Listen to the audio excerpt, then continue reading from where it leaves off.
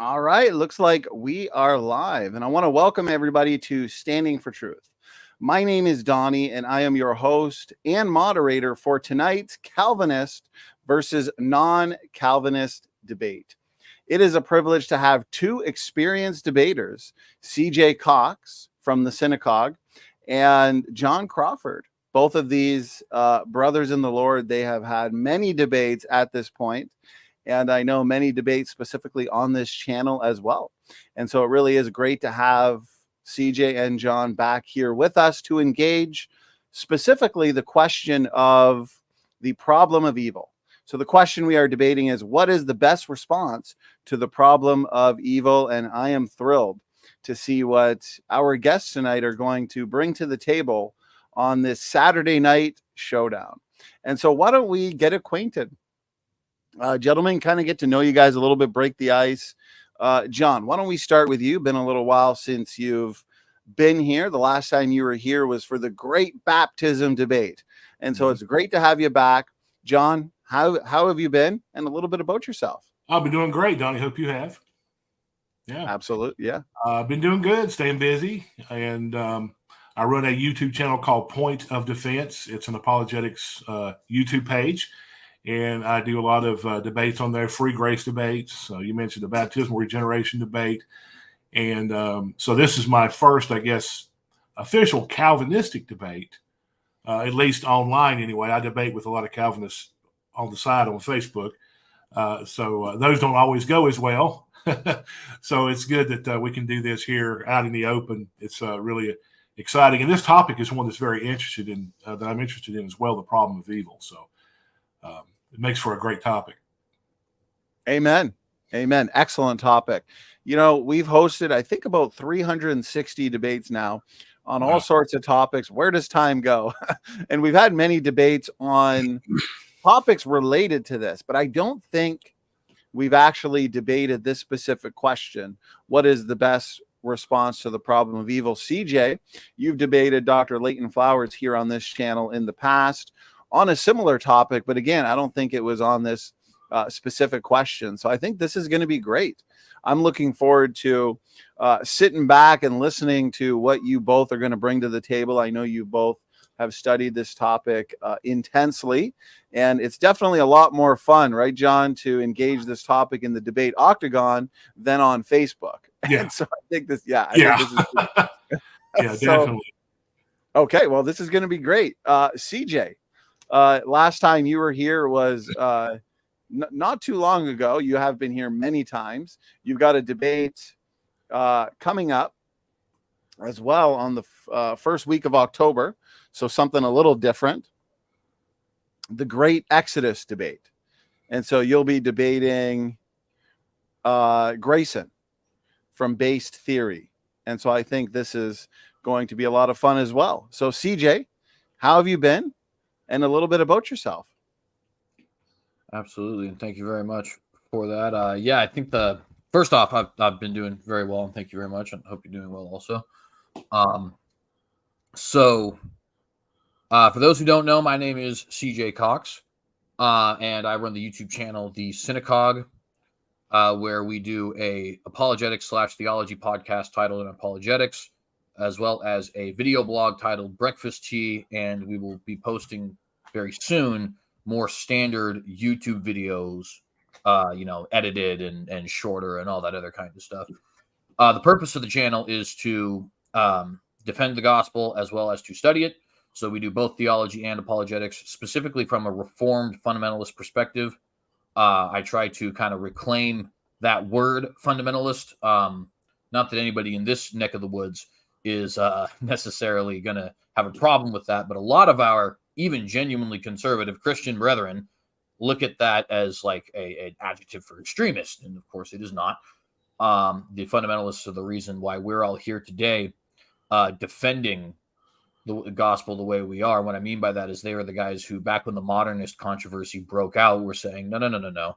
Genesis says what it says. Exodus says what it says. The gospel says what it says. Revelation says what it says. And they're, in the same way that the early Baptists or the early Protestants or, people look at the church fathers, all that are our sort of spiritual ancestors.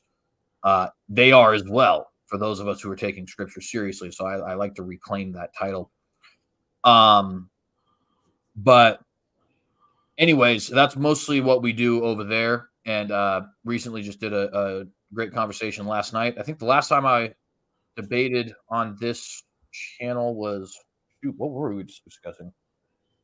I don't even remember. That was like 3 weeks ago, right? There's no way. I don't remember. 3 weeks ago. You can jog my memory in the live chat. I feel like I was just here recently, right? Like less than a month, it seems like. Us debaters, we've got that short-term memory loss. Now, I think why I was confused is because we've got your debate with Warren McGrew that was supposed to be a couple weeks ago, but then we had to reschedule it. So it looks like it's probably going to be for the audience that's looking forward to this one, as I am. The total depravity debate is total depravity biblical. We'll be probably finding a day in October now that Warren is feeling a lot better. So that's great. So I think that might be why we're a little confused. Before that, I know you debated Charles. I think it was the great James II debate. But yeah, it's definitely not your first rodeo. Not your first rodeo either, John Crawford. And to the audience, if you want to see more from CJ, you want to see more from John Crawford, I do have their relevant links in the description box for people to check out. CJ, I feel like I might have cut you off in the middle of your intro. Was there anything else you wanted to? Oh no, you're totally fine. The only thing I was doing there was just trying to jog my memory as to what exactly that last debate I did was. I part of me wants to say it was the Kelly Powers one, but I feel like I've been here since then. But I don't know. I'll remember it at some point randomly in the middle of John's opening statement and just Eureka! You know, yeah, and you have my permission to interrupt John in the middle of his opening statement to let us know what you're but only for that. It's okay, I've got notes, so it's all good. Okay, gentlemen. Well, fantastic introductions. I appreciate you both giving us your time for this debate on a Saturday night. And so this is one of our Saturday night showdowns. It's debate night on Standing for Truth. So, okay, I'm going to go over the format real quick for tonight's debate. It's a little bit of formal, a little bit of informal. And so what we're going to have is 15-minute opening statements, followed by an 8-minute uninterrupted rebuttal. And then we're going to have a 50-minute discussion period. So rather than a strict cross-exam, it's going to be more of a free-flowing discussion where CJ and John can bring up relevant points to discuss. Then we're going to have a 5-minute closing statement where John and CJ can wrap up their thoughts and points for tonight's debate. And then we'll get everybody in the audience involved. We'll have a roughly 25 to 30-minute audience Q&A. And so please, if you have a question for John or you got a question for CJ, let me know. And also try and tag me at Standing for Truth or at Donnie, and that way I won't miss your questions. Okay, so we're going to get right into the debate itself. Again, the question, what is the best response to the problem of evil? So not necessarily an affirmative or a negative. We're just going to hear out your positions. And so typically the affirmative goes first. But in this case, is there anybody who would prefer to go first? Doesn't matter to me. Yeah, I'm good either way. Well, never mind. I was going to say, I guess the only position that's explicitly stated in the title is Calvinism, because non-Calvinism is a little bit more broad. Right.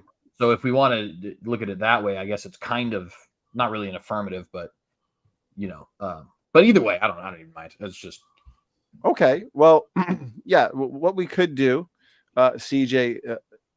That being said, good point. Why don't we start with you then? We'll give you the first 15 minutes for an opening statement. And I know how fast these opening statements go by. So I'll give you a 1-minute warning when you hit the 14-minute mark. And that way you'll know to start winding things down. So CJ, whenever you're ready, please let me know. And the floor is yours. Absolutely. And thank you very much. And just so you know, I will probably be sharing my screen at some point.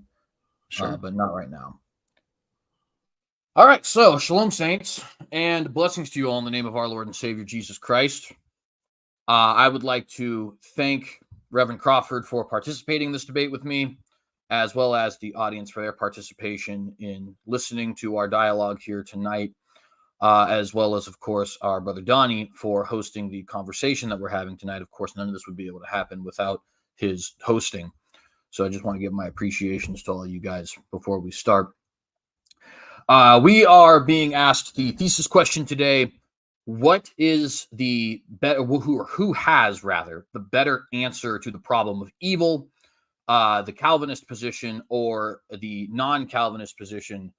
And which particular non-Calvinist position will you have to, I guess, wait and see for the opening statement of our interlocutor here today. And I will be arguing that the Calvinist position is, in fact, the best answer for the problem of evil. I believe it is the best answer in at least 3 different ways. Number 1, I believe it is the most biblical answer. Number 2, I believe it is the most philosophically coherent and logically coherent answer, which philosophically, logically, you could kind of interchange those, I guess. And number 3, I believe it is the most emotionally satisfying answer. So I want to be defending all 3 of those positions here in the dialogue today. So before I get into why I think that is, let me actually illuminate to you guys what I believe the Calvinist answer to this position is. So many of you may be aware that the Calvinist position is that everything is predetermined, at least in some capacity, right? The Westminster Confession, the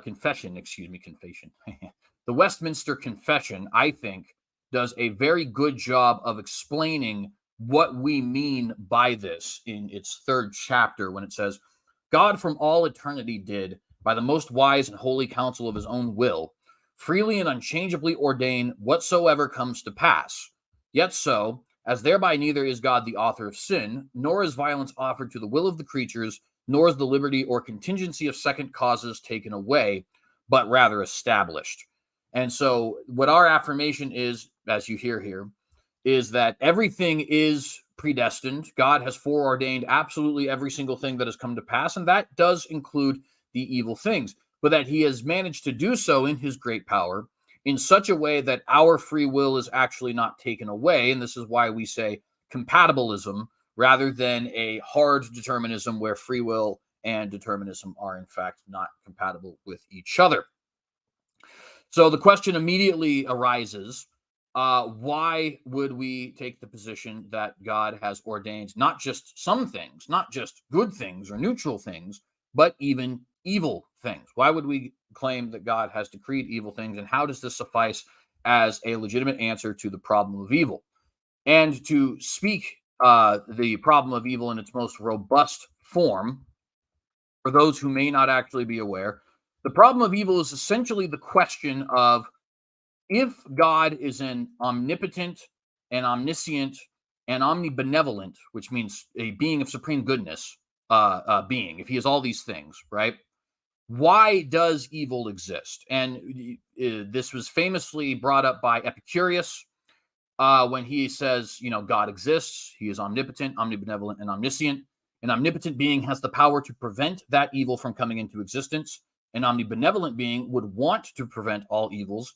An omniscient being knows every way in which evils can come into existence and knows every way in which those evils could be prevented.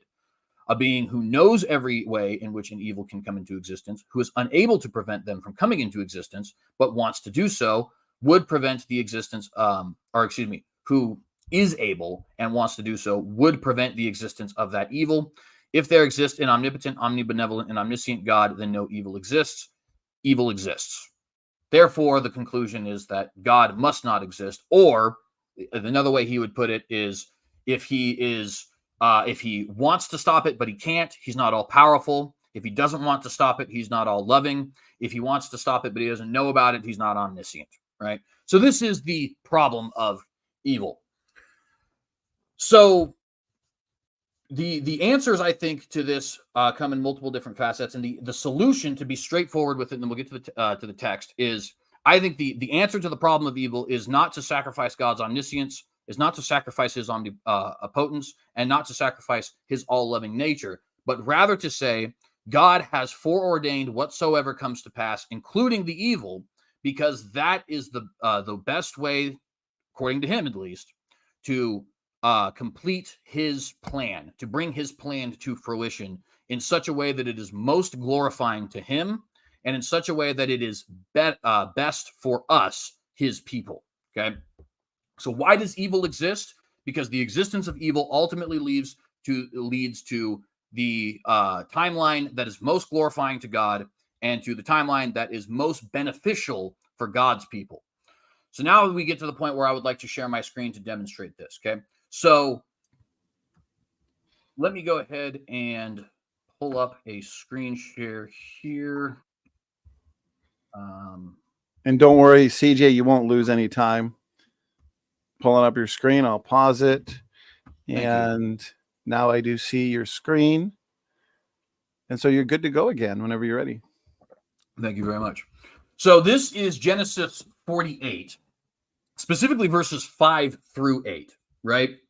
And here we see the sons of, actually, excuse me, I am in the wrong place here. Oh, shoot. Sorry about this. I'm going to go ahead and, rather than finding that and wasting my time, move on to Genesis 50. I pulled up the wrong verse.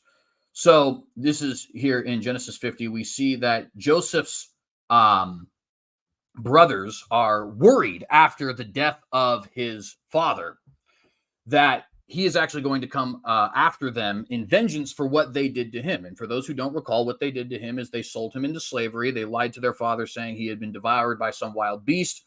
And of course, this is a very evil thing to do. It caused Joseph to be sold into slavery. Eventually, he gets thrown into prison. It's just a whole, domino effect of terrible things that end up happening to Joseph. And so they want to prevent him from doing something evil to them. And his brethren also went and fell down before his face, and they said, "Behold, we be thy servants." Joseph said unto them, "Fear not, for am I in the place of God?" And hear what he says here in verse 20.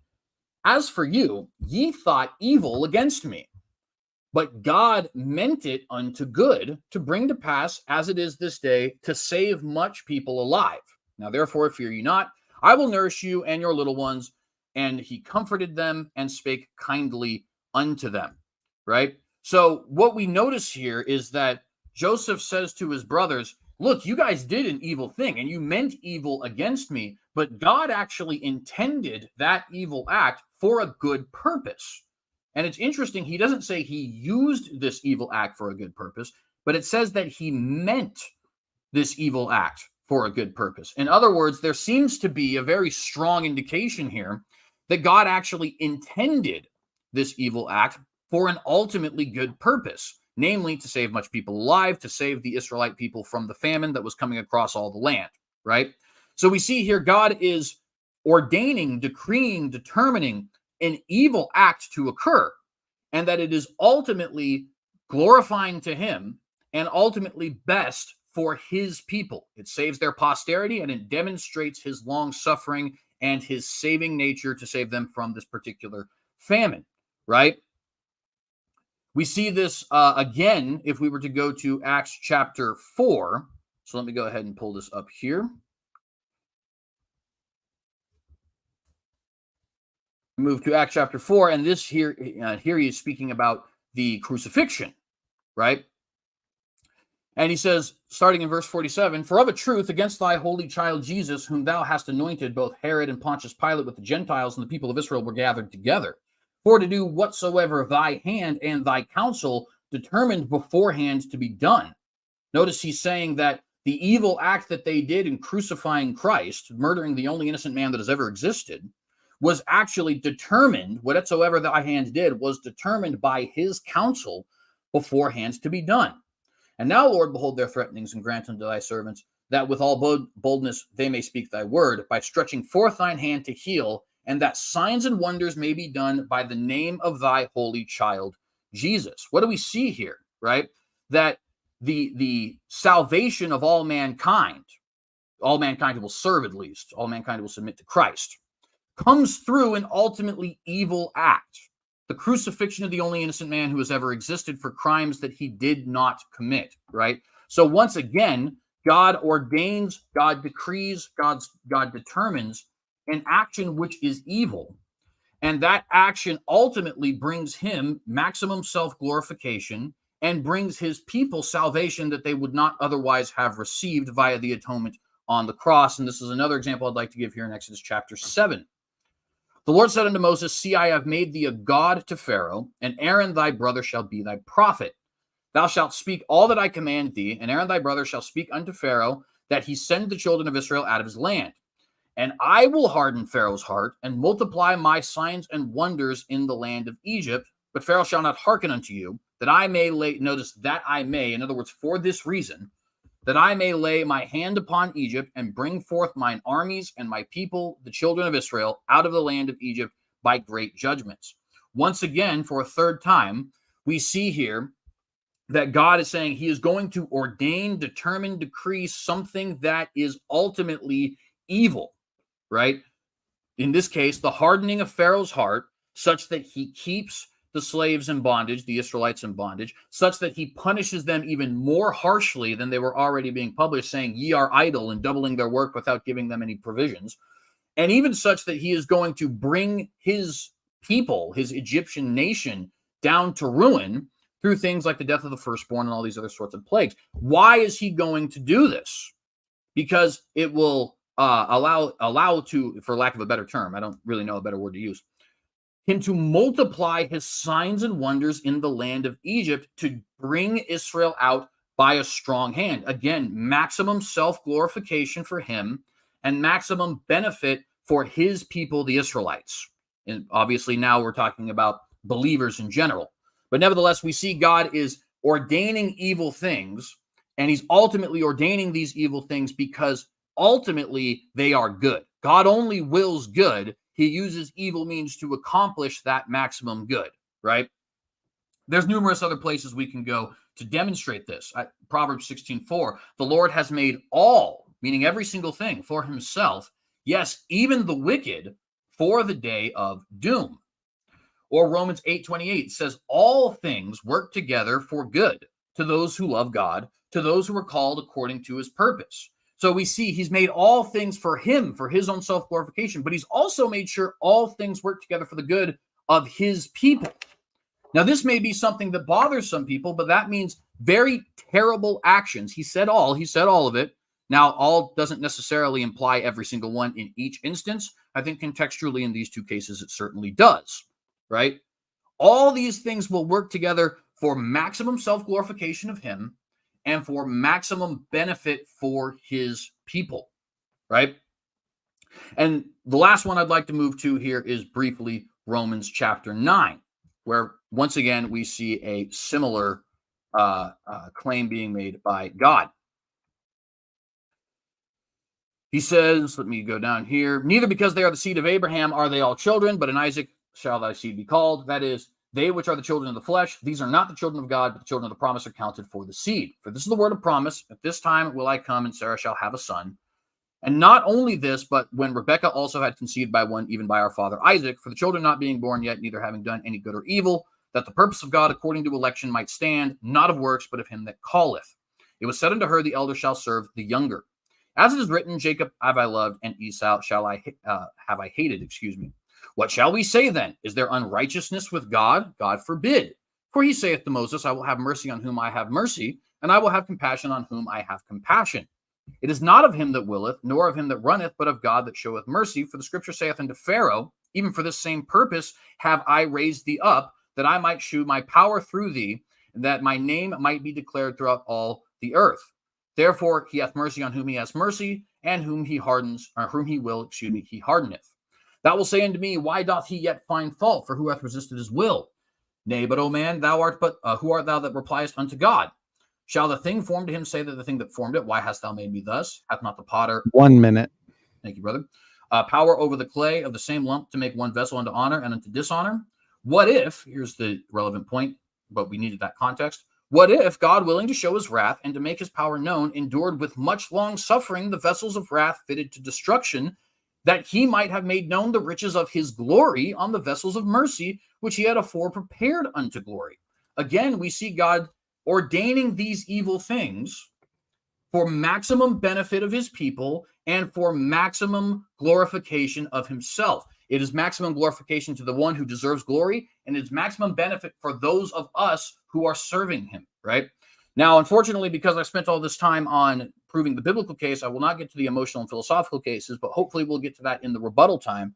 But I hope at least you guys can see that all over Scripture, we see God ordaining, things which, at least to us, are evil, but which nevertheless are beneficial for God's people and which glorify God himself. And that is why I think that the answer to the question for the problem of evil is, it's not that he's not omnipotent, it's not that he's not omnipresent or omniscient, and it's not that he's not all loving. It's that this is the way in which God will achieve maximum glory for himself and maximum benefit for his people, that is the believers in his name. And with that, I would yield my time. CJ Cox, thank you very much for that roughly 15-minute opening statement. To the audience, I do appreciate how engaged you are in this debate as usual. I'm all caught up on questions. So again, we will be having an audience Q&A. Please make sure to tag me with your questions as you are doing, and I'll save them as they come in. Okay, we're moving into opening statement number 2. John Crawford, whenever you're ready, okay, please let me know. Share a screen here. Sure. Let's see here if I can get this to work.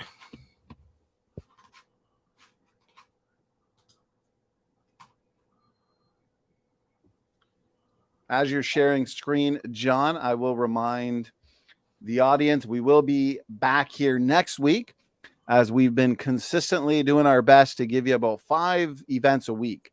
And so this one should be fun. This is going to be an interesting show.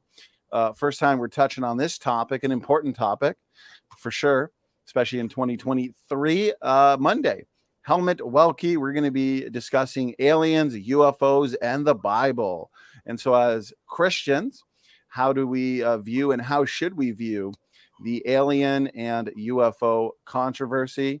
Then the very next day, another show I'm pumped for, Dr. Peter Line, an authority on this topic in the world of young earth creation. He will be here with Matt and myself for a discussion, a very interactive discussion on the hominin fossil record. So specifically, we are going to be examining the evidence for human evolution. John, you look like you're struggling a bit over there. Is there anything I can help you with, brother? Can you see the screen there? No. So Okay. make sure when you click present. Let's see here. Hang on a second. Okay, let me go back here. Okay, hang on. Are you in the section yet where it says choose what to share? Yeah, I'm hitting entire screen, so maybe I should try. No, that's right. Click entire screen. You'll see a mini box underneath entire screen. Mm-hmm. Click that box, and when you click it, the bottom right-hand corner, you'll see. Okay, I see it. Looks like we're good to go. All right, let's try it again here. How's that? Looks great. Looks great, brother. I think we're good to go. All right. John, the floor is yours. Go ahead. We're talking about the problem of evil. There are basically 2 views, and we'll get into that. But first, let's talk about what a theodicy is. A theodicy basically is the attempt to justify the actions of God, especially as it explains the reality of evil. Now, the 2 views we're debating tonight on theodicy are the 2 views. And of course, you've heard CJ's. His view is God's sovereign decree that all things, including moral evil, come to pass by the sovereign and unchangeable decree of God, by which he determined with himself whatever he wished to happen with regard to everyone.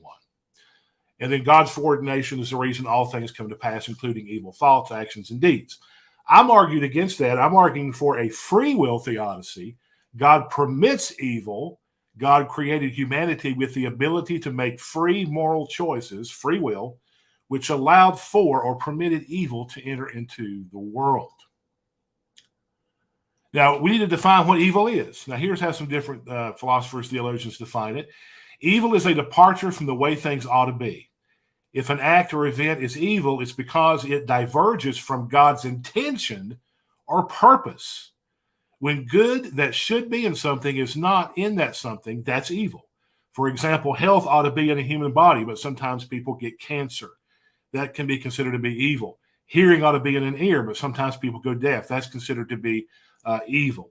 Norman Geisler says evil basically is a lack or corruption of a good thing. Augustine defines it this way: evil is a real lack, a privation, the absence or corruption of a good thing.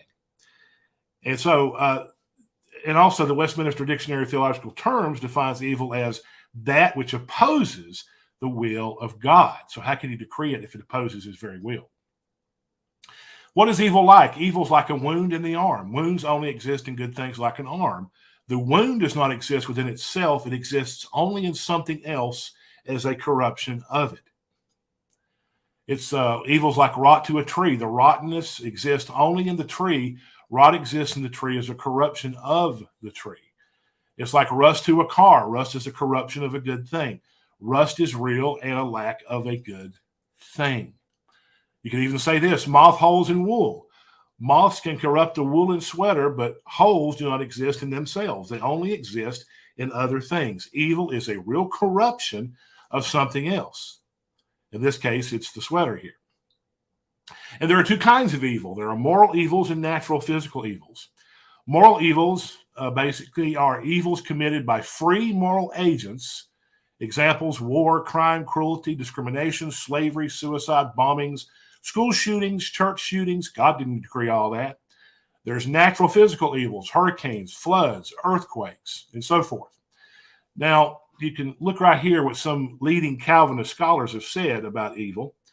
And CJ would probably affirm these. I'll just read one of them here for time's sake. James White believes that God causes evil. He was asked in a recent debate, when a child is raped, is God responsible, and did he decree that rape? Now listen to this, what he said. His response was yes, because if not, then it's meaningless and purposeless. And though God knew it was going to happen, he created it without a purpose. And God is responsible for the creation of despair. If he didn't, then rape is an element of meaningless evil that has no purpose. I'm telling you, folks, that is Calvinism, and that's just totally false. God did not call somebody to go out here and rape or murder or shoot somebody or all these things, all these horrible things you could think of. John Piper, another Calvinist scholar, affirms that God isn't just managing to turn the evil aspects of our world to good. It's rather that he himself brings about these evil aspects for his glory. Now, that's what CJ said, but evil itself does not glorify God because it's the opposite of God. You can't have God creating evil as an outflow of himself because God is good. God is not an evil God. Evil is an outflow of man's abuse of free will. So, okay, let's move on here. Okay, next slide. God did not predestine to decree evil, and there's several verses that prove this. Now, I know that CJ mentioned some, and I'll just mention a few, and we probably won't have enough time to get to all of them, but I'll just mention a few of them here. Genesis 1:31, God saw everything that he made, and behold, it was evil? No, it was very good, and the source of good is God. Romans 12:2, and be not conformed to this world, be ye transformed by the renewing of your mind, that you may prove what is that good and acceptable and perfect will of God. So if God had predetermined evil, why instruct believers to be transformed? See, there's no point. 1 John 2:16, for all that is in the world, now listen, look at this verse carefully. All that is in the world, the lust of the flesh, the lust of the eyes, and the pride of life, which are the same three temptations that Adam and Eve gave into, the same three temptations Jesus himself was tempted with, but of course didn't give in. Notice this, is not of the Father, but is of the world. It's not of God. James 1:13 and 14. Let no man say that when he is tempted, I am tempted of God, for God cannot be tempted with evil, neither tempteth he any man. What's the source of temptation? It's not God. 1 John 1:5. God is light, and in him is no darkness at all. And how about Jeremiah 7:31? And they built the high places of Tophet, which is in the valley of the son of Hinnom, to burn their sons and their daughters in the fire, which I commanded them not, neither it came into my heart. And 2 Chronicles 29:6. I mean, for our fathers have trespassed and done evil in the eyes of the Lord our God. They have forsaken him and have turned their faces away from the dwelling place of the Lord and turned their backs on him. Because God decreed it? No, because they have a free will to choose. They're free moral agents. And therefore, if someone doesn't have a free will to make a free choice, then they're not free to choose to love God or to hate God, to accept God or to reject God. Psalm 34, 13, 14, and 16. Keep your tongue from evil. Well, now, wait a minute. If God decreed it, why is he saying to keep my tongue from it? See? And your lips from speaking deceit. Depart from evil and do what? Good. Seek peace and pursue it. The face of the Lord is against those who do evil. If he decreed it, why is his face against it?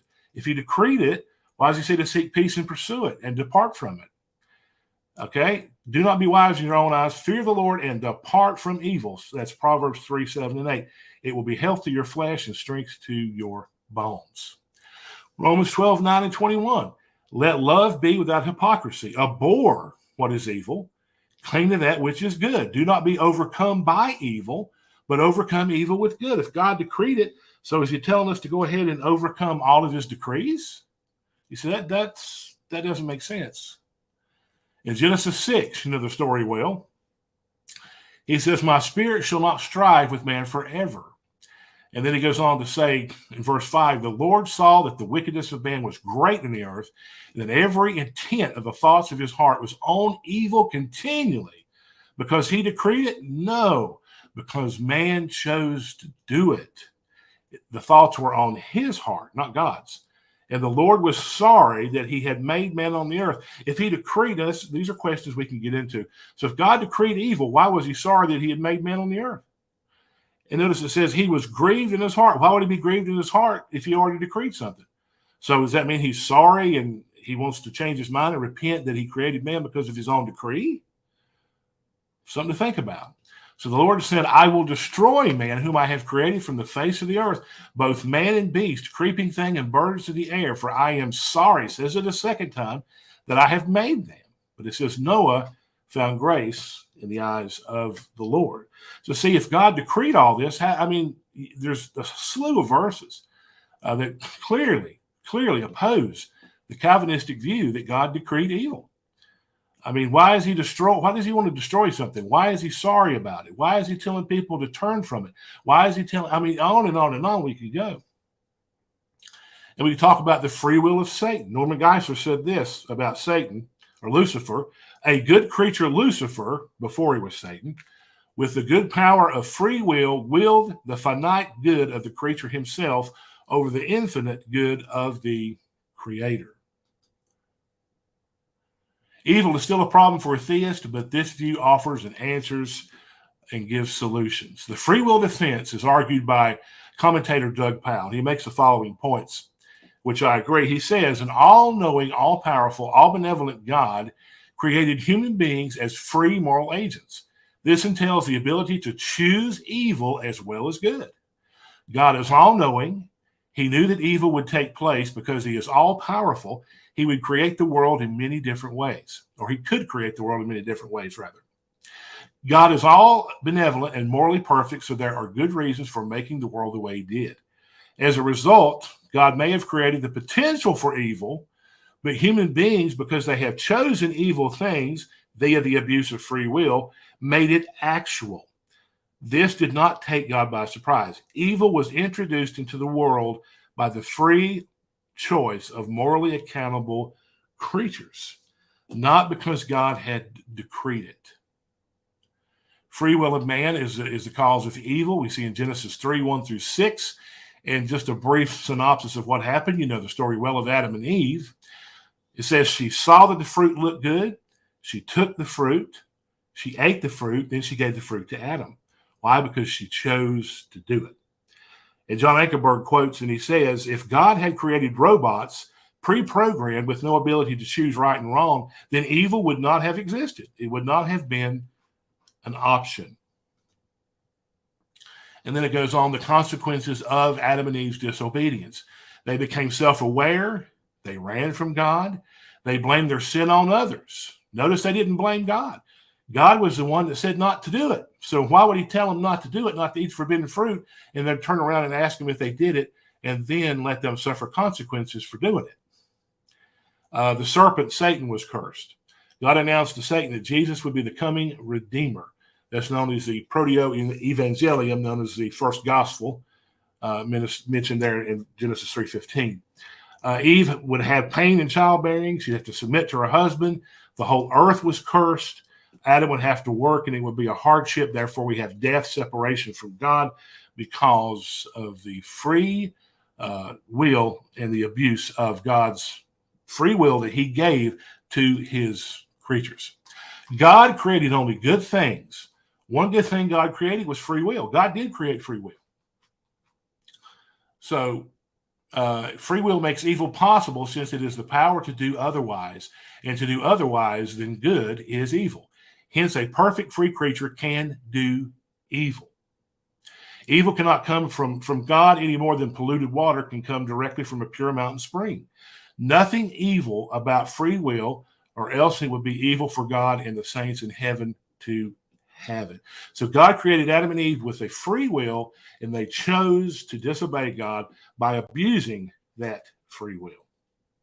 And by the way, Satan has a free will, 2 Timothy 2:26. And his will is to destroy people, 1 Peter 5:8. So if God's will is always done on earth as it is in heaven, then that must mean Satan and God's will are the same. Do you see how ridiculous that is? And we could go on and on. Man can refuse to walk in God's law. Free will, that's Psalm 78:10, Proverbs 1:24. I have called, you have refused, Jeremiah 11:9-10. They refuse to hear. Man is commanded to submit in the scriptures. God never forced anyone to submit. They hearken not. You see the verses there. God commands man to walk in his ways, but he forces no one to do it. And there's kind of a little cute thing I threw up there. Responses to the problem of evil. Hear no evil, see no evil, speak no evil, and post no evil. So I have like a minute, 30 seconds. I'll go ahead and concede my time there. That's all I have. John, thank you very much for that 15-minute opening statement. I appreciate it. Gentlemen, I appreciate the opening statements from the both of you. Clearly, you both have put a lot of work and time and prep into this debate. It really is very interesting, a fascinating topic. What is the best response to the problem of evil? We've already got a lot of great questions coming in from the audience, and I'm really looking forward to seeing you both engage each other's points. So with that, we are now going to hand it back to CJ as we move into the rebuttal portion of tonight's debate. We've got 8 minutes on the clock. And so again, CJ, I'll give you a 1-minute warning when you reach the 7-minute mark. Let me know when you're ready, and I'll start your timer. All righty, and thank you very much. Okay, so a lot of interesting stuff to get to, and I'll try to be as quick as possible so I can try to get to all of it. So the very first thing that needs to be clarified is the overwhelming majority of Calvinists do not actually reject free will. We believe in what is known as compatibilism. It is the philosophical position that free will and determinism are compatible with each other, and it is one of what is known as soft determinism, although technically that can be a little misleading because people tend to think that that means only some things are determined, which is in fact not the case. So it is important for us to note that in fact, not even just the overwhelming majority, I am not personally aware of any Calvinist theologian who would actually make the claim that free will does not exist at all. I'd also like to point out that the free will theodicy doesn't actually answer the question, right? If you say, why is there evil? And then I say, well, because we have free will. Okay, well, are we going to have free will in heaven? So there must be evil in heaven, right? Because if free will equals evil and we have free will in heaven, then there must be free will in there must be evil in heaven, or we must not have free will in heaven, or free will doesn't in fact equal evil. So you haven't actually answered the question, right? You could also say, okay, why couldn't God have created? And some of these examples can get absurd. I'm not going to lie, but let's just mess around with it a little bit. Why do human beings have to have bone cancer in order for free will to be a thing? Why is it that if I put a knife into another human being, he'll die if free will is a thing? Like you, in other words, you don't have to, saying that I can't stab somebody to death in no way violates their free will, right? What if it was that God had created some mechanism to where women had like inborn chastity belts and they had to give explicit mental consent in order for somebody to have sexual relations with them? That would prevent all rape and it wouldn't violate anybody's free will. Why is that not a thing, right? In other words, the very existence of free will doesn't actually do anything to answer the question as to why these evil things actually exist, right? And furthermore, it doesn't explain our own concupiscence, which is to say our own inclination towards sin, right? In other words, just because I have free will does not mean I'm going to do all of the different evil things, right? For example, I've never killed anybody. For example, I've never robbed a bank, right? I've never committed any sort of sexual assault, or you can just go down the line. I've never massacred 6 million Jews in the Holocaust, so on and so forth, right? In other words, I have free will, and yet there are many evil things which I don't do. So why is it that some people actually use their free will to do certain evil things? Where did that come from, right? The free will answer doesn't actually provide us with a solid answer. It says, okay, well, this is potentially a result, but just because it's potentially a result doesn't mean it actually is going to occur. Why did it occur? And that's the question the problem of evil seeks to address. There's other big problems with this as well. For example, we have the idea of the fall, right? Everything was very good in the fall. Everything was very good in the fall. Perfectly 100% correct. But it wasn't perfect. How do we know? Because there was a fall. If it was perfect, then there wouldn't have been a fall. If if Adam was incapable of sinning because he himself had a perfect will, in other words, had no concupiscence, had no inclination towards sin, then he wouldn't have sinned. Hypothetically, if the serpent were to come into heaven after we are all raised from the dead and were to try and deceive us, do you think we would fall for it?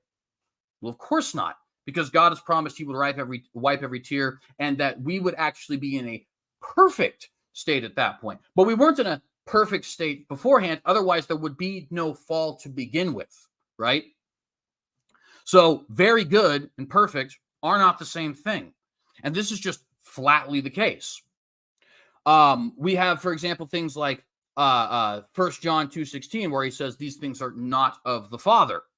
But I just demonstrated for you very many evil acts which God takes explicit credit for. So does 1 John 2:16 contradict Exodus 7, contradict Genesis 50, contradict Proverbs 16:4? Or is it possible that the interpretation being given is not actually one that is accurate, not actually one that is properly representing what is meant to be communicated? And by the way, just so you know, I think what's meant to be communicated in 1 John 2:16 is basically these things are not those things which God commands for you, right? God has told you not to murder. God has told you not to covet. God has told you to honor your father and mother. Therefore, if you don't honor your father and mother, if you do covet, if you do murder, you are doing things which are contrary to God's revealed will for you. Okay. What's another one I wanted to get here? We have the James says that he doesn't tempt, and James is using that to say specifically that he doesn't tempt us, or as in to say enticing us to sin, right? But he certainly tests. How do we know? Well, read the book of Job. The whole book of Job is about a test in which God not only permits Satan to test Job, but he's actually the one who draws Satan's attention to Job. He says, without Satan having ever said a thing, have you considered my servant Job? Now, why would God say that? He is omniscient. He knows exactly what Satan is going to do if he points out, hey, have you considered my servant Job? And yet he does it anyway. Why? Seems like God is determining something that we might get a little bit queasy about. Or as another example where Genesis 22 just outright says, God tempted, there is used to mean tested, Abraham, telling him to sacrifice his son. Now, was he enticing him to sin, as James is saying? No. And therefore, Genesis and James do not actually contradict each other. But he is certainly testing him, which is another way of communicating that word tempt. So we need to be very clear about what we're saying James communicates. There was the question about why instruct us to transformation. I think that is a misunderstanding of, first off, a misunderstanding of Calvinism, but more importantly, it's grounded in this idea of the idol argument, where if I'm predestined to get better, why would I try to go to the doctor? I'm either going to get better or not get better. The answer, which has existed for some 20 1 minute. Thank you, brother, is that it is entirely possible and in fact likely that if you are predestined to get better, it is because you're predestined to see a doctor that has the answers. In other words, if you're predestined to be saved, it is because you're predestined to accept the gospel. If you're predestined to live righteously, it is because you're predestined to be transformed via regeneration, so on and so forth, right? So God predestines both the ends as well as the means. We have things like, why would God be sorry in Genesis chapter 6? And I think this is something it's a very interesting question. It's one that I want to talk about a little bit more during the open discussion. But I could just flip the question around to the non-open theist, non-Calvinist. Why is God sorry? I mean, he knew it was going to happen and he created them anyway. And he could have created them differently if he wanted to. Like, he could have created them in such a scenario. 10 seconds. Thank you, brother. What occurred in Genesis 6 didn't actually happen, and yet he did. Why? And I think that answer will ultimately show that we're on the same playing field, even though the non-Calvinists would like to say that we're not. Anyways, I want to yield my time there and not take too much. CJ, thank you very much for the fast-paced 8-minute rebuttal. You never realize how quickly 15 minutes and 8 minutes goes by until you've done a debate, especially these rebuttal rounds. So appreciate it, CJ. John Crawford, we're now going to hand it back to you for your 8-minute uninterrupted rebuttal. So John, whenever you're ready, let me know. I'll start. Okay, here we go. Okay, those verses that were mentioned are typical Calvinist responses about the hardened heart, Pharaoh's hardened heart, Genesis 50, and the brothers and Joseph and the slavery and all that. So, and the thing about, and that's all, those are actually, we could even have different discussions just on those scriptures alone because they're so detailed, right? But there's not enough time to hit everything. So I'll just try to hit what I can hit. As far as Joseph and his brothers, God, I believe, works within the context of evil. Okay, it does, but that does not mean he did the evil or he created the evil or he caused the evil. Because as I've demonstrated from scripture, God is good. And then if you take a quote from Richard Dawkins in his book, The God Delusion, he makes a statement. He's an atheist. And he makes this statement about the problem of evil. He says, because the problem of evil is the way it is, and if God exists and he created it, then either A, God is evil himself, or B, doesn't exist at all. Which, of course, we know God exists, right? We could argue that. But they actually have somewhat of a point when they say, well, God must be evil then, because after all, if he decrees evil, then and everything that comes from God is creation from him, then that must mean there's some evil in him, right? I mean, you can see why the atheist would even reason that way. I don't agree with that. I'm just saying that's what they think of it. You can see why they would think that. Something else was mentioned about good not being perfect. I don't know if CJ was implying that I said that. I never said good meant perfect. In fact, I never even gave a definition. Good just means God is good. He is all powerful. He's all knowing. He's ever present. And he's without sin. God himself is. God is perfect, yes. So his creation itself, we know Adam and Eve weren't perfect. It's true. You made the point about them or they wouldn't have sinned. That's true. However, and we can get into a whole discussion about lapsarianism and ultra-lapsarianism and did God decree the fall and all that. But that's another story too, another discussion. But the point of it is, God told Adam and Eve, do not eat of the fruit or you will die the day that you eat of it. Now, of course, we know they didn't die instantly. They began to die physically. And death basically in the Bible is separation. So I don't think God would decree Adam and Eve to eat the forbidden fruit so they could die and be separated from him. And another interesting point, when Adam went and hid from God in the garden, God had to go find him. And then Adam he wasn't so depraved that he couldn't hear God's voice still calling out to him, even after he sinned. So I'll just mention that. But certainly God's creation, God created free will. Man did not create it. He predestined that man would have the ability to choose. Or else we're a bunch of automatons, or we're like one of those little dolls you pull that say, I love you, like a little pull string, you know. I don't think God made us robots. He made us free moral creatures. And the Bible is explicitly full of examples about how people can choose God, to love God, to hate God, to follow God, or not to follow God. You also mentioned Romans 9. That's a whole other discussion, and that deals, I don't believe, with individuals' election to salvation, but election to service. And there's a lot of other verses along that you mentioned in that as well.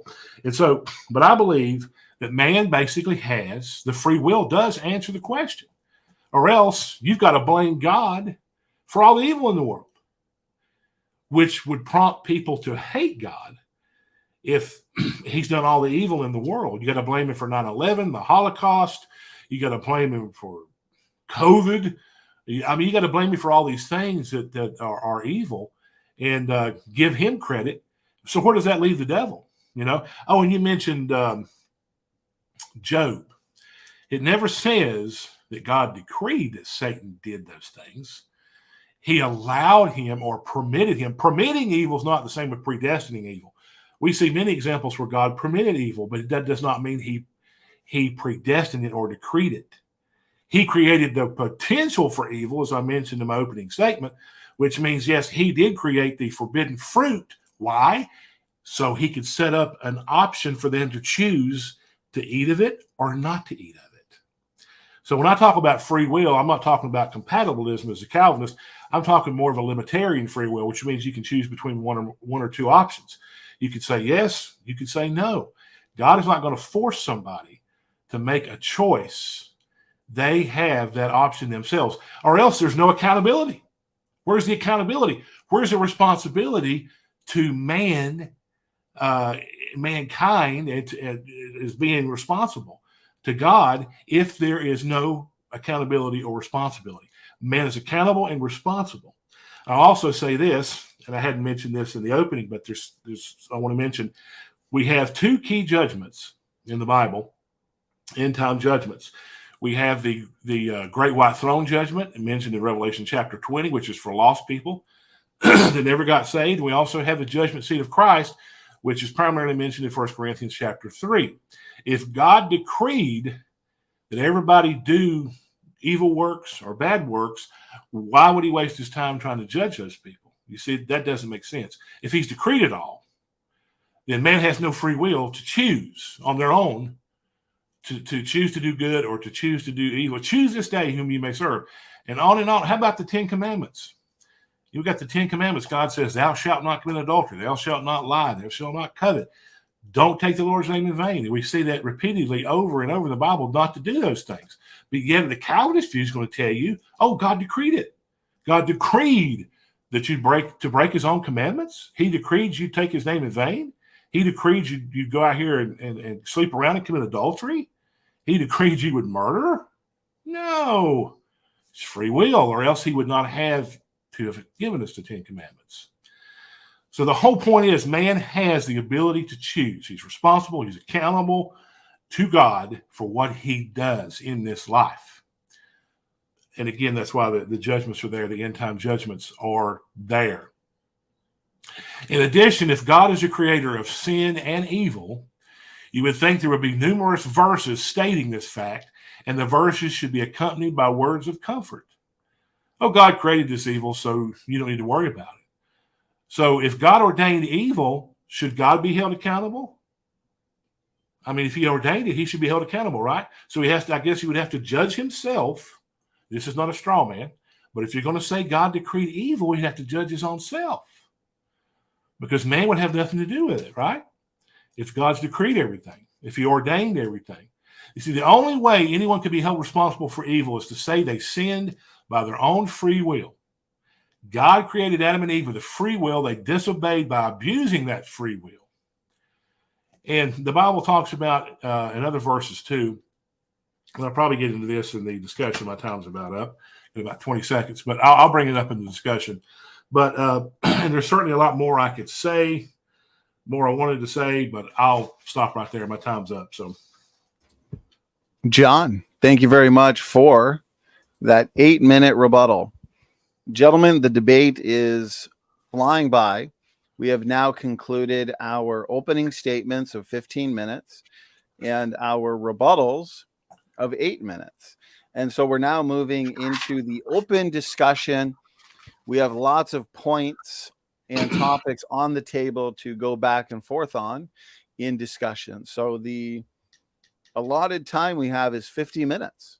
And so I'm looking forward to this. Why don't we first hand it over to CJ? Since John just ended with his rebuttal, CJ, let's give you the opportunity to pick the first point that you'd like to go back and forth on. Gentlemen, the floor is yours. Absolutely. Thank you. So there's a lot of different questions I think I want to ask. I guess I'll start with the first one of how do you define libertarian free will? Because philosophers differ on what that term even means. Sure. I just define it as simply the option to choose between one or two options.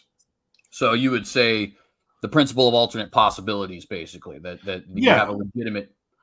So, like for example, okay, am I going to eat fried chicken today? Yes. Or am I not going to eat mustard greens tomorrow? No. It's just basically you have a choice to say yes or no. So are you aware that there are a good deal of compatibilist philosophers who accept the principle of alternate possibility, and also a good deal of libertarian philosophers who reject it? Yes, I've studied that. Yeah.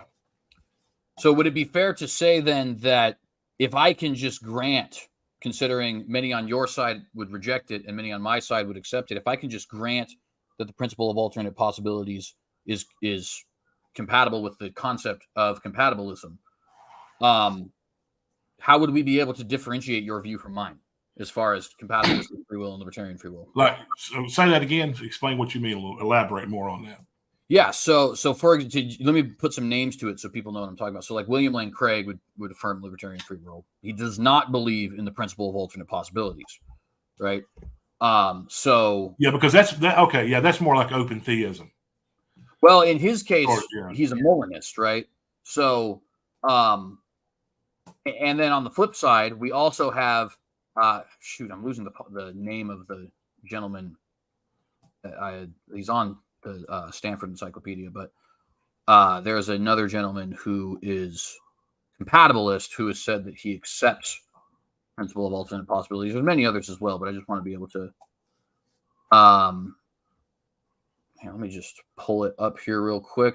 So basically my question is, if there are moral philosophers who, so here it is. It's in Stanford Encyclopedia. It says compatibilists will note that causal determinism is no longer the threat to moral responsibility it first appeared to be. That's not actually the quote I want here. Sorry, this is a huge paper. But the point I'm trying to make is basically if we have guys like William Lane Craig who can reject the principle of alternate possibilities and still claim libertarian free will, and if we have guys on the Stanford Encyclopedia who would accept compatibilism and accept the principle of alternate possibilities, then what actually differentiates your view from mine? Well, I mean, the whole alternate possibilities is more like, from what I've studied, open theism. I'm not an open theist as far as that goes. Like, God doesn't know the future. He only knows the future as people choose to do the future. I think that's heresy.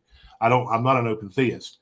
But I just believe you just have an option to choose in the universe where we are. The whole alternate worlds thing, I don't think, to me, comes into play because we're not necessarily dealing with alternate worlds. We're dealing with the world we live in. This is the world God created and gave us. This is the world we have to operate in. And so there are no other worlds out there, unless you're watching some science fiction movie. But, I mean, there are no other worlds out there. This is the world God decided to create. And, of course, he knew, obviously, we Adam and Eve would sin, and we would sin in him. So we could go back and say, well, we could ask the question, why did God decide to create? Well, he knew what would happen, certainly. And I also wanted to mention this, if I can, before I forget it. So just bear with me I want to get this in before I forget it. I do agree with you. And it's because the scripture plainly says on this point about God did predestine the cross. That's the most evil act of mankind. But That does not mean that he predestined every other evil act. The very reason he predestined the cross was to deal with evil itself. Although that was an evil act, that's the very reason he came to die, because of sin, because of evil, because of wickedness. Because the Bible talks about how Jesus triumphed over evil spirits and wickedness and all that through the cross. So we know we had to have the cross. God predestined that. Yeah, he predetermined that, but that doesn't necessarily, I believe, mean that he predestined every other evil act. I believe he permits it, and he works within the context of it. Now, I guess you're aware there are different Calvinist views on evil. Some Calvinists say, well, it's just purposeless evil. Other Calvinists say, well, no, he had a purpose for it. So I don't know what your view is there. I think you would, from what I've heard, you would affirm that God has a purpose. Yeah, absolutely. I don't think anything is purposeless, but I think, if I may, I think we're to a certain extent not getting to the crux of and I don't want to press it too much because I don't want this to be the entire conversation, but the principle of alternate possibilities is not anything that has to do with open theism, although open theists would accept it. It's just simply saying there is an option to do otherwise. Like, you really legitimately could have not showed up to this debate, right? Is basically what the principle of alternate possibilities is saying. But what I'm saying is, being that there is philosophers on either side who both accept and reject that view, it doesn't sound like the acceptance of that view actually defines libertarian free will. Like, it doesn't tell me why I, as a compatibilist, and you as a libertarian, actually have different views, with the sole exception of the obvious, which is that you don't accept determinism and I do, right? But if I can just grant, okay, I think if the principle of alternate possibilities is true, then what argument do we actually have against the Calvinist conception of free will? Well, I mean, the whole thing about alternate possibilities is not there's other possible worlds. You have possibilities here on this earth, is what I was trying to say. No, that's what the view is saying. But I'm saying I can grant that and still be a compatibilist. So it doesn't differentiate our views. You see what I'm saying? Like, I can say that's true. You legitimately have some capacity to do otherwise and still be a compatibilist. In fact, there are many compatibilist philosophers who would say that. But now, if you believe God decreed it, how would you have how could you choose otherwise if God's decreed it? Well, while it's a great question, and I want to pin it for a minute because I do want to answer it, I would say that ultimately the question is somewhat of a tu quoque fallacy, right? Because it's not, well, no, that's not 100% right. So let me reframe that. But basically, the point I'm trying to make in saying that is to say, it may be true that I have that problem, but it doesn't actually answer the question, right? As far as what differentiates our views. Now, with that being said, you would probably be put in a very similar position, right? So you would accept that God knows the future perfectly, right? Oh yeah, but now let me say this. Let me add this. Yes, of course, the scriptures teach that. Obviously, he knew he had to send Jesus to die. We knew scriptures teach that. But I don't believe just foreknowledge necessarily means that he decrees something. Totally fair. I won't. And I know Calvinists say, well, now wait a minute. Yes, he does decree it because according to his foreknowledge, because whatever he knows has to come to pass. I know that's how Calvinists argue, but I would still argue differently that although he knows, he still gives man the ability to say, to choose. Yeah. So, and I won't be disputing that at all, actually. So let's say we both agree that I don't know, some X event will happen tomorrow, right? So that means that it is 100% guaranteed that X event will happen tomorrow, right? From God's perspective, at least. Oh, yeah. Yeah. Okay. Yes. So that puts you in the exact same position that you put me in with your question. If God decreed it, how could there be a legitimate possibility of something else? But if God knows it with 100% Cartesian certainty, how could it be possible that there's actually something else, right? So in other words, me and you are both saying there's some sense in which alternate possibilities do exist, but there's another sense in which alternate possibilities don't exist. You see what I mean? Are you saying they're both? Yeah, there's a sense in which we have the capacity to do other things, right? I can pick up this pen and I can put down the pen. I just demonstrated the principle of alternate possibilities in a very rudimentary way that would probably make the philosophers squeal if they saw me do that. But nevertheless, so we know it's true to some extent, right? But we also know it's not true to another extent, because if God knew I would pick up that pen at that moment in time, then he knew that it was 100% certain I would pick up that pen at that time. So in some sense, it was fixed, right? So there's different senses that both you as a non-Calvinist and I as a Calvinist affirm as far as a set future, and there's senses that you as a Calvinist and me as a non-Calvinist affirm as far as alternate possibilities are concerned.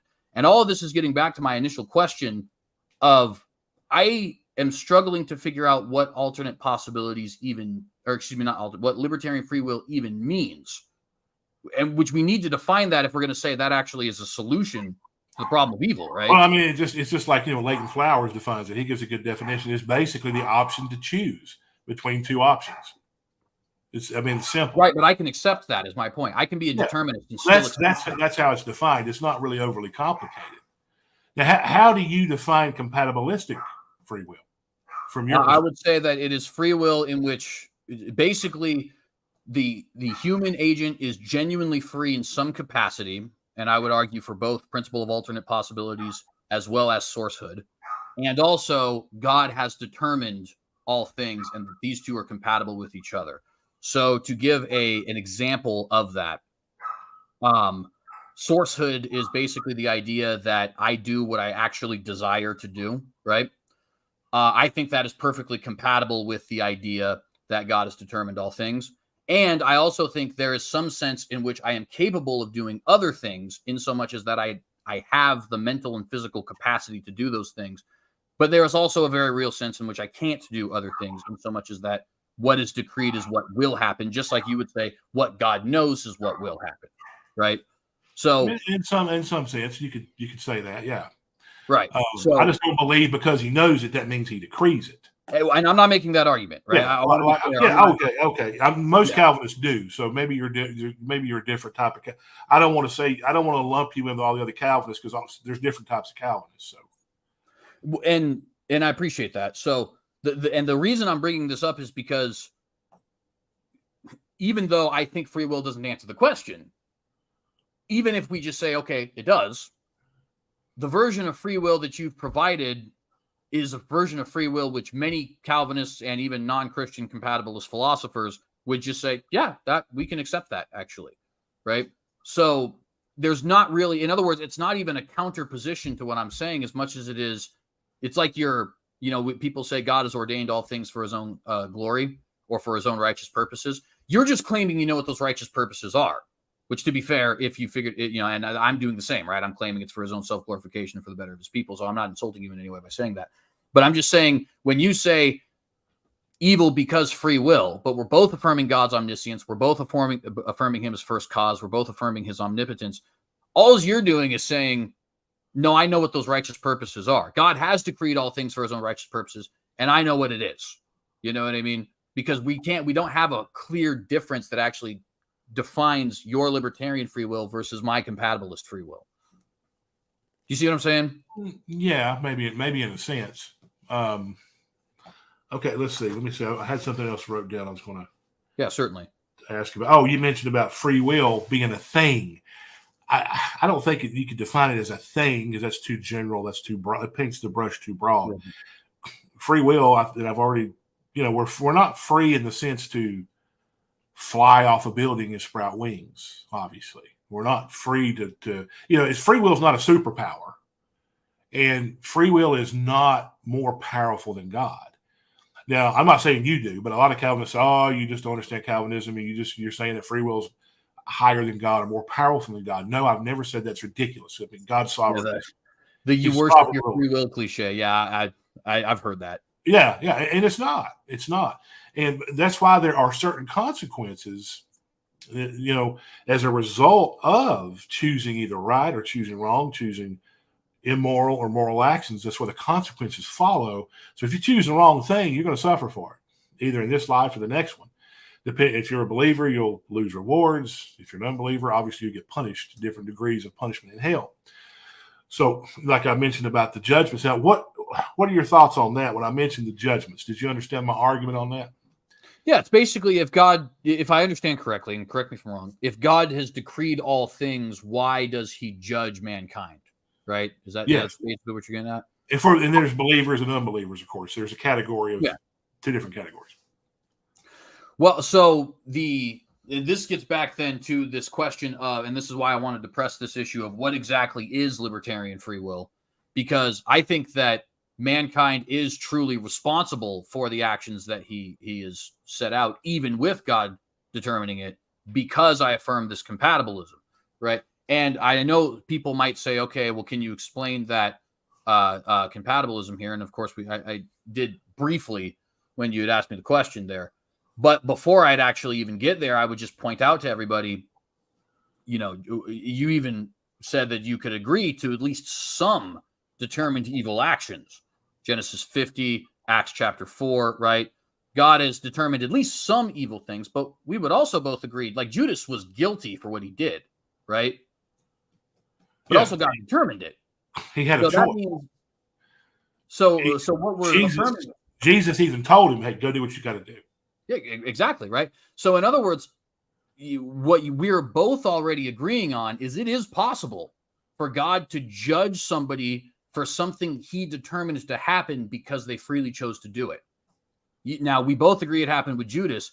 I extend it to everybody. But nevertheless, what that one example does is it removes the non-Calvinists' ability to say, well, how could God judge?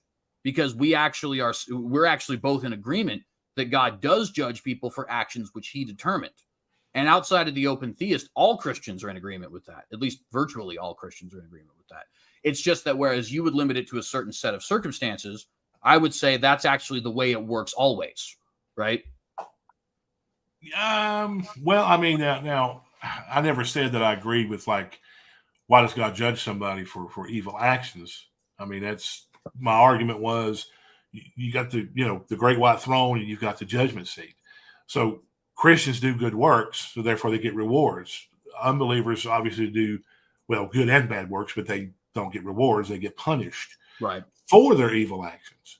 But if God decreed it, if God decreed that they make those choices, then what's the purpose of reward and punishment as a general concept? Yeah, because God has, in his infinite power, has managed to create in such a way that while it is true he decreed those things, it is also true that we freely chose to do those things. And this is why I bring up the Judas example, right? God will judge Judas because it is true that Judas freely decided to betray him. But it is also true that Judas was determined to do what he did, right?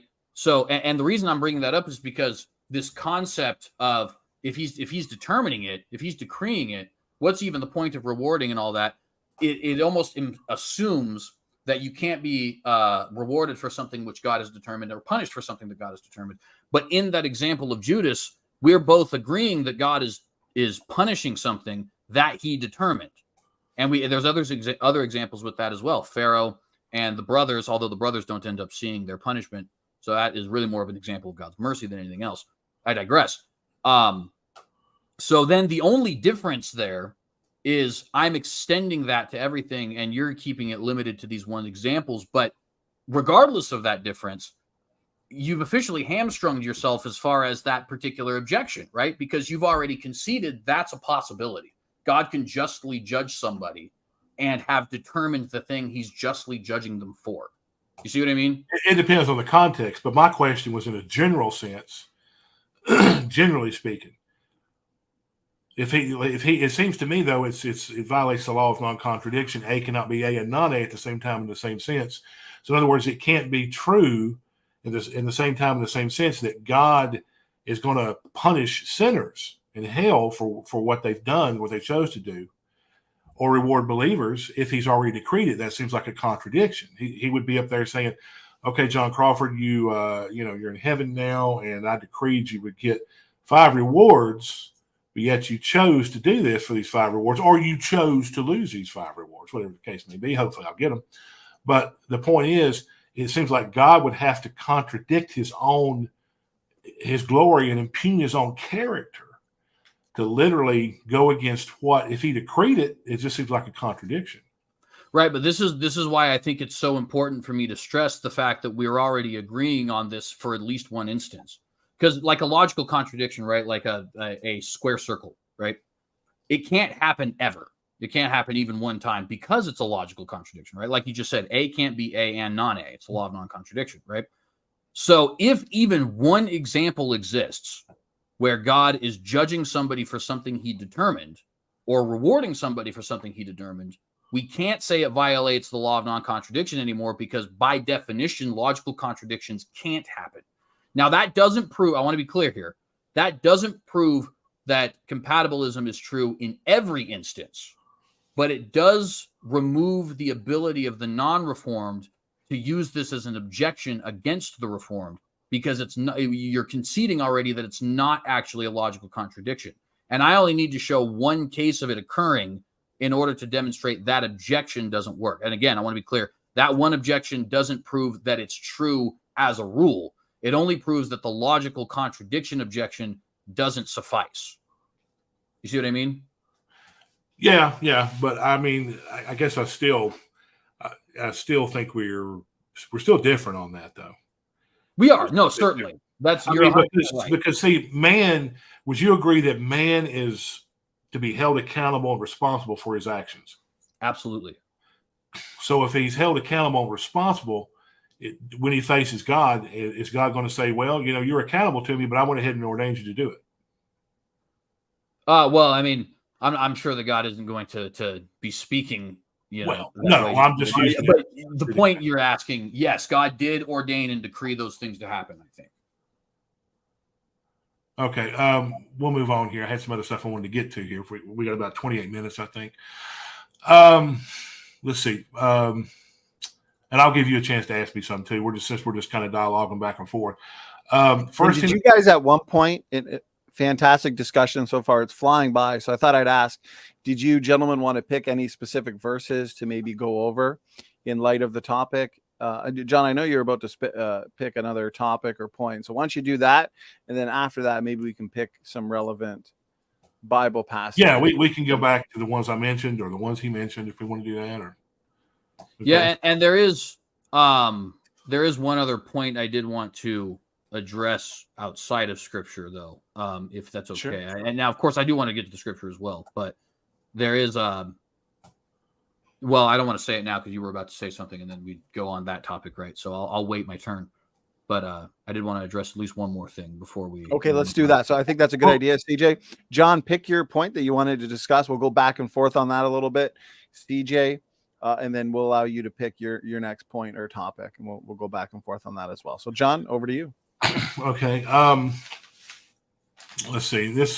Some of this I might have touched on briefly, but 1 Timothy 2:25 and 26, Paul talks about the devil taking people captive to do his will. And of course, we know the devil, Satan, is the prince and god of this world, John 12:31. Right. And he seeks to hinder the gospel, right? Matthew 3:19, 2 Corinthians 4, and 1 Thessalonians 2:18. So now, why would God, if he decreed everything, why would God want to hinder his own gospel? Well, so the ultimate answer is that God is determining all things for maximum glorification of himself and for the best possible outcome for his people. I think Romans 8:28 and Proverbs 16:4 would be good demonstrations of that. Now, as far as the particulars, because that's the grand scheme answer, but as far as the particulars are concerned, I think this is another example of what the philosophers call the idol argument. The basic idea being if ends, why means, right? If the ends are already determined, why do the means matter? And the basic reason for that is because the means are the mechanism by which the ends are accomplished. So if God has determined the salvation of some and the passing over of others, then he would also be determining the means by which some are saved and the means by which some are passed over. And that is essentially what leads to the ends of being passed over and being saved. Then, of course, there's the secondary element of that, which is not related to the idol argument, which would be, okay, fair, but why would God be ordaining something which is ultimately against the gospel he's preaching or against people serving him or things like that, right? And for that, I would just go back to the previous point I had mentioned, where God has said he has made all things for himself.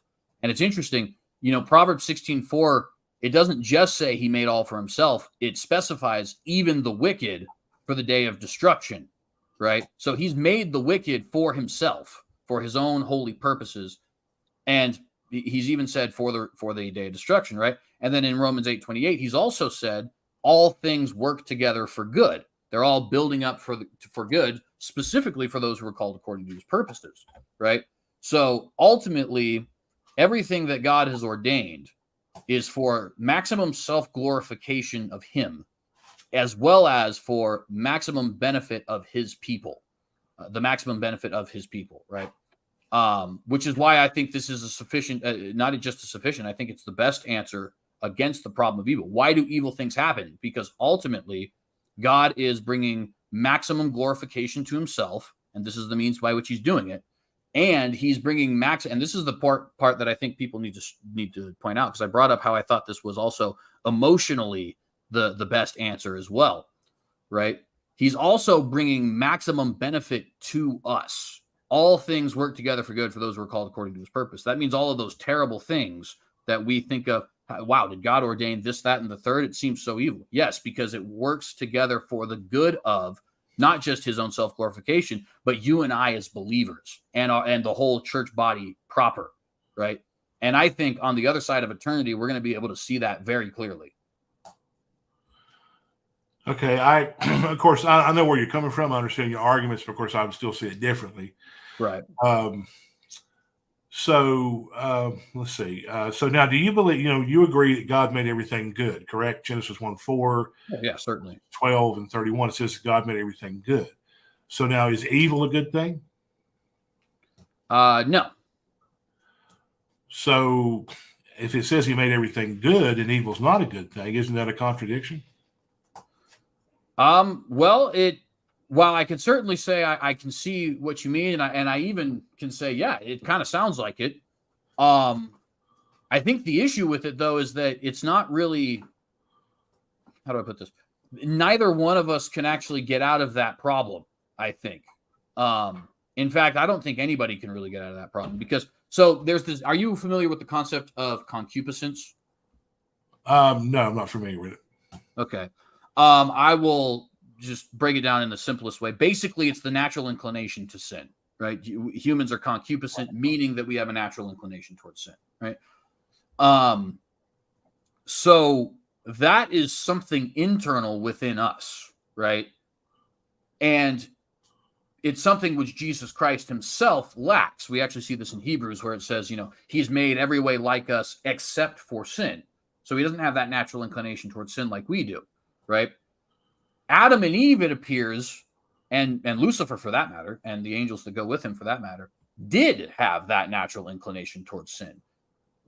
Which means even though God tells us this is very good, the fact that we can see that it's not perfect, there's some deficiencies, and at least one of those deficiencies that I think we can see is that they are concupiscent beings. They do actually have a natural inclination towards sin.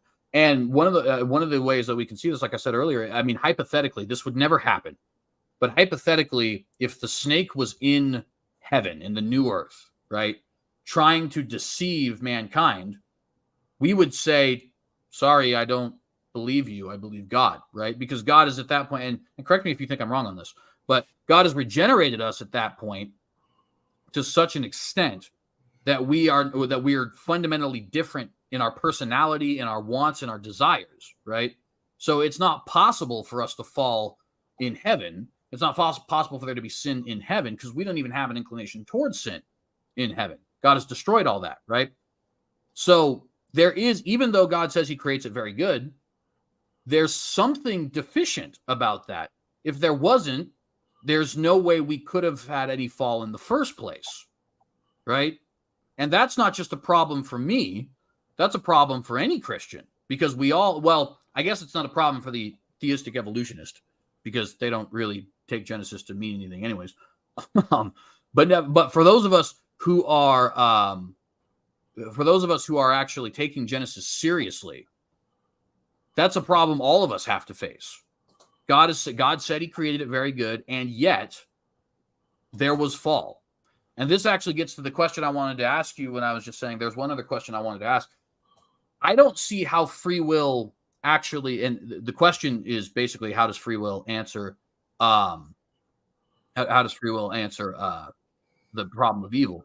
Because I don't see how it does, right? Like it's entirely conceivable for God to create us with free will and also for evil not to exist. And in fact, I would just ask you the question, are we going to have free will in heaven, do you think? Well, I would agree that we will have free will, but it's going to be only to choose good in that sense, because I would agree with you that there's not going to be sin in heaven, obviously. Flesh and blood can't inherit the kingdom of God. There's not going to be any sin. The Bible is plainly clear about that. But that, of course, that's a different context. And there is a view that talks about even the angels not being able to choose evil anymore, because if you'll recall, Satan chose, and we don't totally understand how he was able to choose, but he was, to go against God, and took, 2/3 of the angels with him, and they chose to rebel against God. So there's a view that teaches once that happened, it can't happen anymore. So that's not, so now at this point, there's no free will in the sense of being able to choose evil, or else you'd have to say there's evil in heaven and sin and wickedness and unrighteousness, and that doesn't work. Right. So, and I appreciate that. So I'll grant that. I'll agree with you on that. I think that's plainly taught in Scripture. Right. So, but now, so you see my problem then, though, right? Which is God can create us free. He can make us free, and also eliminate the possibility of evil. So how is it that free will actually answers the question, why is there evil, if it's perfectly possible for God to create free, non-concupiscent creatures? He created the potential for evil, and he did create the possibility of evil. Obviously, we wouldn't have it. But what he didn't do was force or predestine or decree Adam and Eve to do that, which he commanded them not to do. Because if you recall in Genesis 2, he said, don't eat the forbidden fruit. The day you do, you'll surely die. He told him not to do it. Well, Satan comes along and throws his 10 cents in there and says, oh, go ahead and do it. You'll be like God, knowing good and evil. And, of course, Satan influenced Eve. Eve influenced Adam. And there we have the fall. And that, I believe, was due to their choice. God gave them the ability to choose. That's why he put, and I mentioned earlier, the tree of the forbidden fruit, good and evil, there, so that they would be able to choose. He wanted them to choose him and not just create a bunch of automatons that could just say, well, I'm a robot walking around. Danger, Will Robinson, anyway. So man has the ability to choose. And I don't think that's a bad thing. I don't think it's a bad thing at all. And so, right. And I do appreciate that answer, but I hope you can see why for me, it's not sufficient, because there's two things that I think. For one, we've already agreed that we don't have to be automatons. We can be truly free and also not choose evil, because we already believe that's going to happen in heaven. Right. But secondly, you've now said, well, yeah, but God placed them in a situation where he was opening the possibility for this. But we can take that further. He's not just placing them in the situation. He actually knows what's going to happen. Right? Think about that. We already affirmed that. Yeah. Right. Exactly. So you and I, even though I don't know if you would affirm this verbally, but we're actually saying both that God has determined evil things. He created a being that was free, but also not just simply free, but free to choose evil things. Then he put them in a situation where he knew they would do evil things, and he didn't intervene to stop it, right? So like God creates the garden, he creates the tree, he creates the serpent, he puts them all together, and then he puts Adam and Eve in there, and then he gives Adam and Eve the capacity to choose that tree of knowledge of good and evil, right? So it sounds to me that the position you're saying, it just can't hold water, right? And I'm not saying that to be disrespectful. I actually very much appreciate the conversation we're having here, but it's just like it doesn't answer the question. We're saying, well, free will, but we're going to have free will in heaven, and yet we're not going to be sinning. And God could have created us with free will and not concupiscent, but he didn't. And even if he did, he didn't have to put the tree of knowledge of good and evil there, but he did. So how does free will actually solve the problem? Well, again, it goes back to what I've been saying the whole time. Man has the ability to choose. When he chooses and goes against God, and obviously God says he hates that. He gets angry at that. So because man chooses to go against him, and man can do that. But if you look at it from the Calvinist perspective, God's decreed it, so it's all good. And that's what that's what's not sufficient to me, because just because God permits Satan, permitted Adam and Eve, and permitted the tree to be there, and because he created the potential, does not mean he created the problem of evil. In other words, he didn't cause, he caused the fact that they had free will, but he did not cause the act of their free will. Yeah, so honestly, to me, it just kind of sounds like you're saying the same thing I am with a little bit of a twist, which to an extent, I guess, is not even too big of a problem, right? I'd almost say, well, welcome home, brother. But No, not quite. But so let me give an analogy, and I wanted to pose it as a question. Let's say I'm in a little tiny room here, right? Let's say I put a zebra in this room. And then I kept a lion hungry for a week. And then I put the lion in this room. Now, I know almost with Cartesian certainty, but God does know with Cartesian certainty. But nevertheless, even in this analogy, I know that the lion is going to eat the zebra, right? Because I put them in this tiny room and I've made sure he's hungry. But I didn't actually control the lion. I didn't actually force the lion to eat the zebra. I simply put them in the same area where I knew for a fact that the zebra would get eaten, barring some crazy circumstance like an earthquake, or maybe the zebra happens to judo kick him or something like that, right? So in that scenario, we would say I determined the zebra to be eaten, right? Like I have set up. You're creating the environment, perhaps, if you want to argue that. But you're not creating for it to be eaten. It still has a choice. And of course, they're animals. That's illustrations. They're animals. We're human beings. So there's a bit of a difference. They're not free moral agents like we are. But I see your point there. But they're not human like we are. Well, and I'll even grant that particular point. But I still think it's so. And correct me if I'm wrong here, but if you're saying, okay, so God has set up the environment where he knows he's going to get option A with 100% certainty, and he could have set up the environment in another way, you would not call that determinism, but you're willing to say he did that. You're willing to say he set up the situation in such a way that precisely what he knew would happen would in fact happen, and he could have set it up another way. Is that fair? Yeah, that's a fair assessment. But he did not determine their actions. That's my whole point. Yeah, so he didn't cause them. He didn't say, Adam and Eve, go ahead and sin because I decreed it, or else he wouldn't have told them not to do it. And in fact, if you take the 10 Commandments, the thou shalt nots, and I mentioned this earlier, again, and I can pose this as a question: why would he give us the 10 Commandments and tell us not to do stuff if he's already decreed it? So that seems a contradiction to me. That doesn't seem sufficient. If he says don't commit adultery, if he says don't lie, don't steal, don't cheat, but yet I do it, then am I not just free to just say, well, God commanded me, God let me do it, God decreed it, so I'm okay?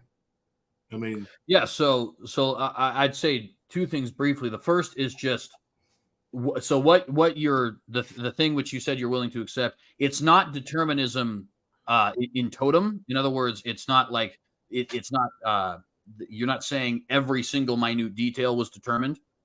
But I functionally don't understand the difference, if I'm being very honest with you. It doesn't seem to me like if you're willing to concede that he set up everything in such a way that he's going to get precisely what he desired to get, then I don't know. Let me, if I can, let me just give you a quick illustration, if I can do that.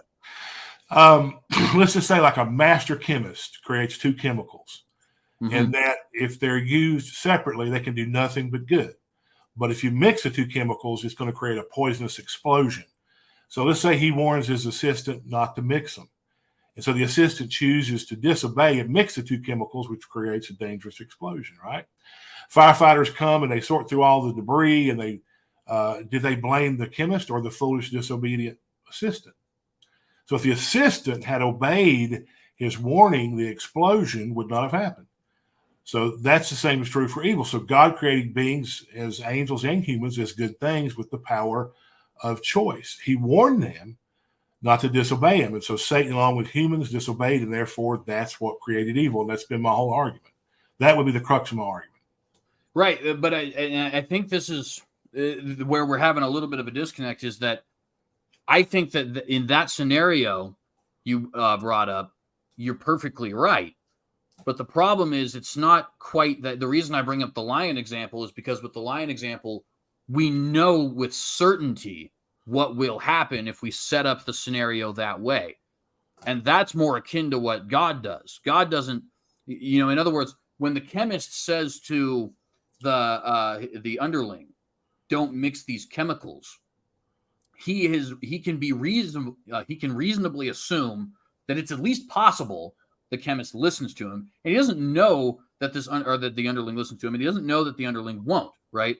In the case of God, though, God, before anything has ever been created, knows if I put Adam and Eve in the garden and give the serpent access to the garden, they will eat of the tree of knowledge of good and evil. Then, after already knowing that, he makes the garden, makes Adam, makes Eve, makes them concupiscent, puts the tree of knowledge of good and evil in the garden, and allows the serpent access to it, right? So it's like, before anything's created, he already knows the results, if A, then B, and then he does A. So functionally, now I'm taking it a step further where I say that God is determining every minute detail, because that's what determinism is. And so there's still a difference even between what I'm saying and what you're saying there. Right. But functionally, there isn't, because functionally, God is still setting up a scenario to get precisely what he desires, which is, for whatever reason, certain evil acts. And I'm saying the reason is maximum glorification of himself, maximum benefit for his people, right? So like I don't understand where the difference lies there between the two of us now. And I understand that you might not see it the same way, but it's like I'm trying to coax out of you this separation, because let me kind of just end this particular part with this, because we still got plenty of time, I think. Yeah, we got like 7 minutes. It's actually less than I thought.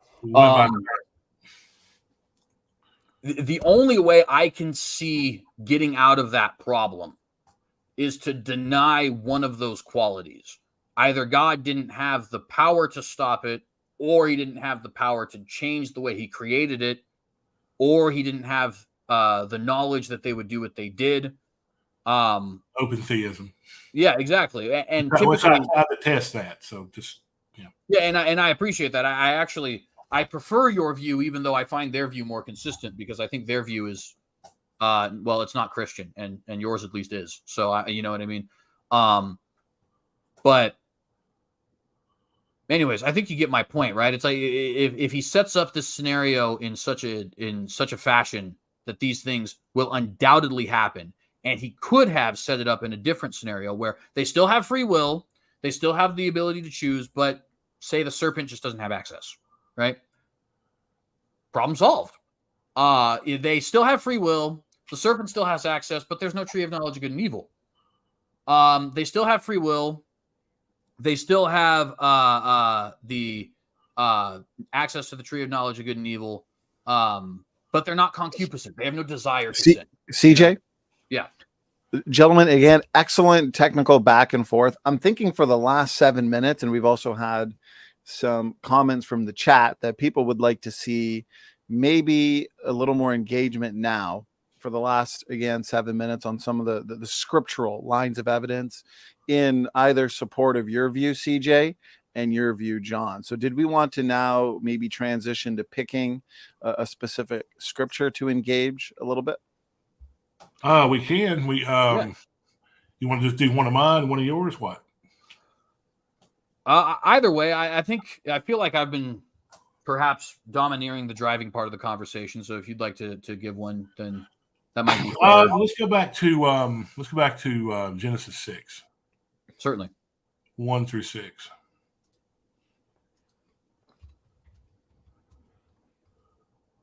Have you got it?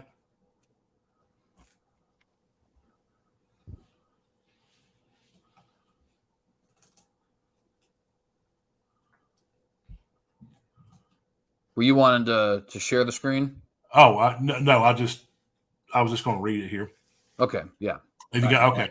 The story about the sons of God saw the daughters of men. They were beautiful. They took wives for themselves, of whom they chose. In verse 3, and the Lord said, my spirit shall not strive with man forever, for he is indeed flesh, yet his days shall be 120 years. There were giants on the earth in those days, and also afterward, when the sons of God came into the daughters of men, and they bore children to them. Those were mighty men who were of old, men of renown. And verse 5 is the key, I think I want to focus on just for a minute. Then the Lord saw that the wickedness of man was great in the earth, and that in every intent of the thoughts of his heart was on evil continually. And the Lord was sorry he made man on the earth, and he was grieved in his heart. So the Lord said, I will destroy man whom I have created from the face of the earth, both man and beast, creeping thing and birds of the air, for I am sorry I have made them. Then Noah found grace in the eyes of the Lord. So the question is in this passage, now we could get into a whole other discussion about who the sons of God are and daughters of men and all that, but that's a different discussion, another focus. But what he says here, why would he say, if God, again, I keep going back to my question, if God decreed it, God predestined evil, why does he point out here that every intent of the thoughts of his heart was on evil continually? Then it says in verse 6, God was sorry that he made man on the earth, and that he was grieved. Why would he be sorry and grieved and want to destroy mankind if it's indeed something he decreed?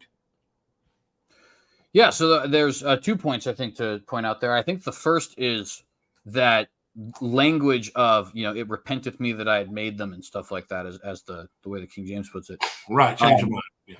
Yeah.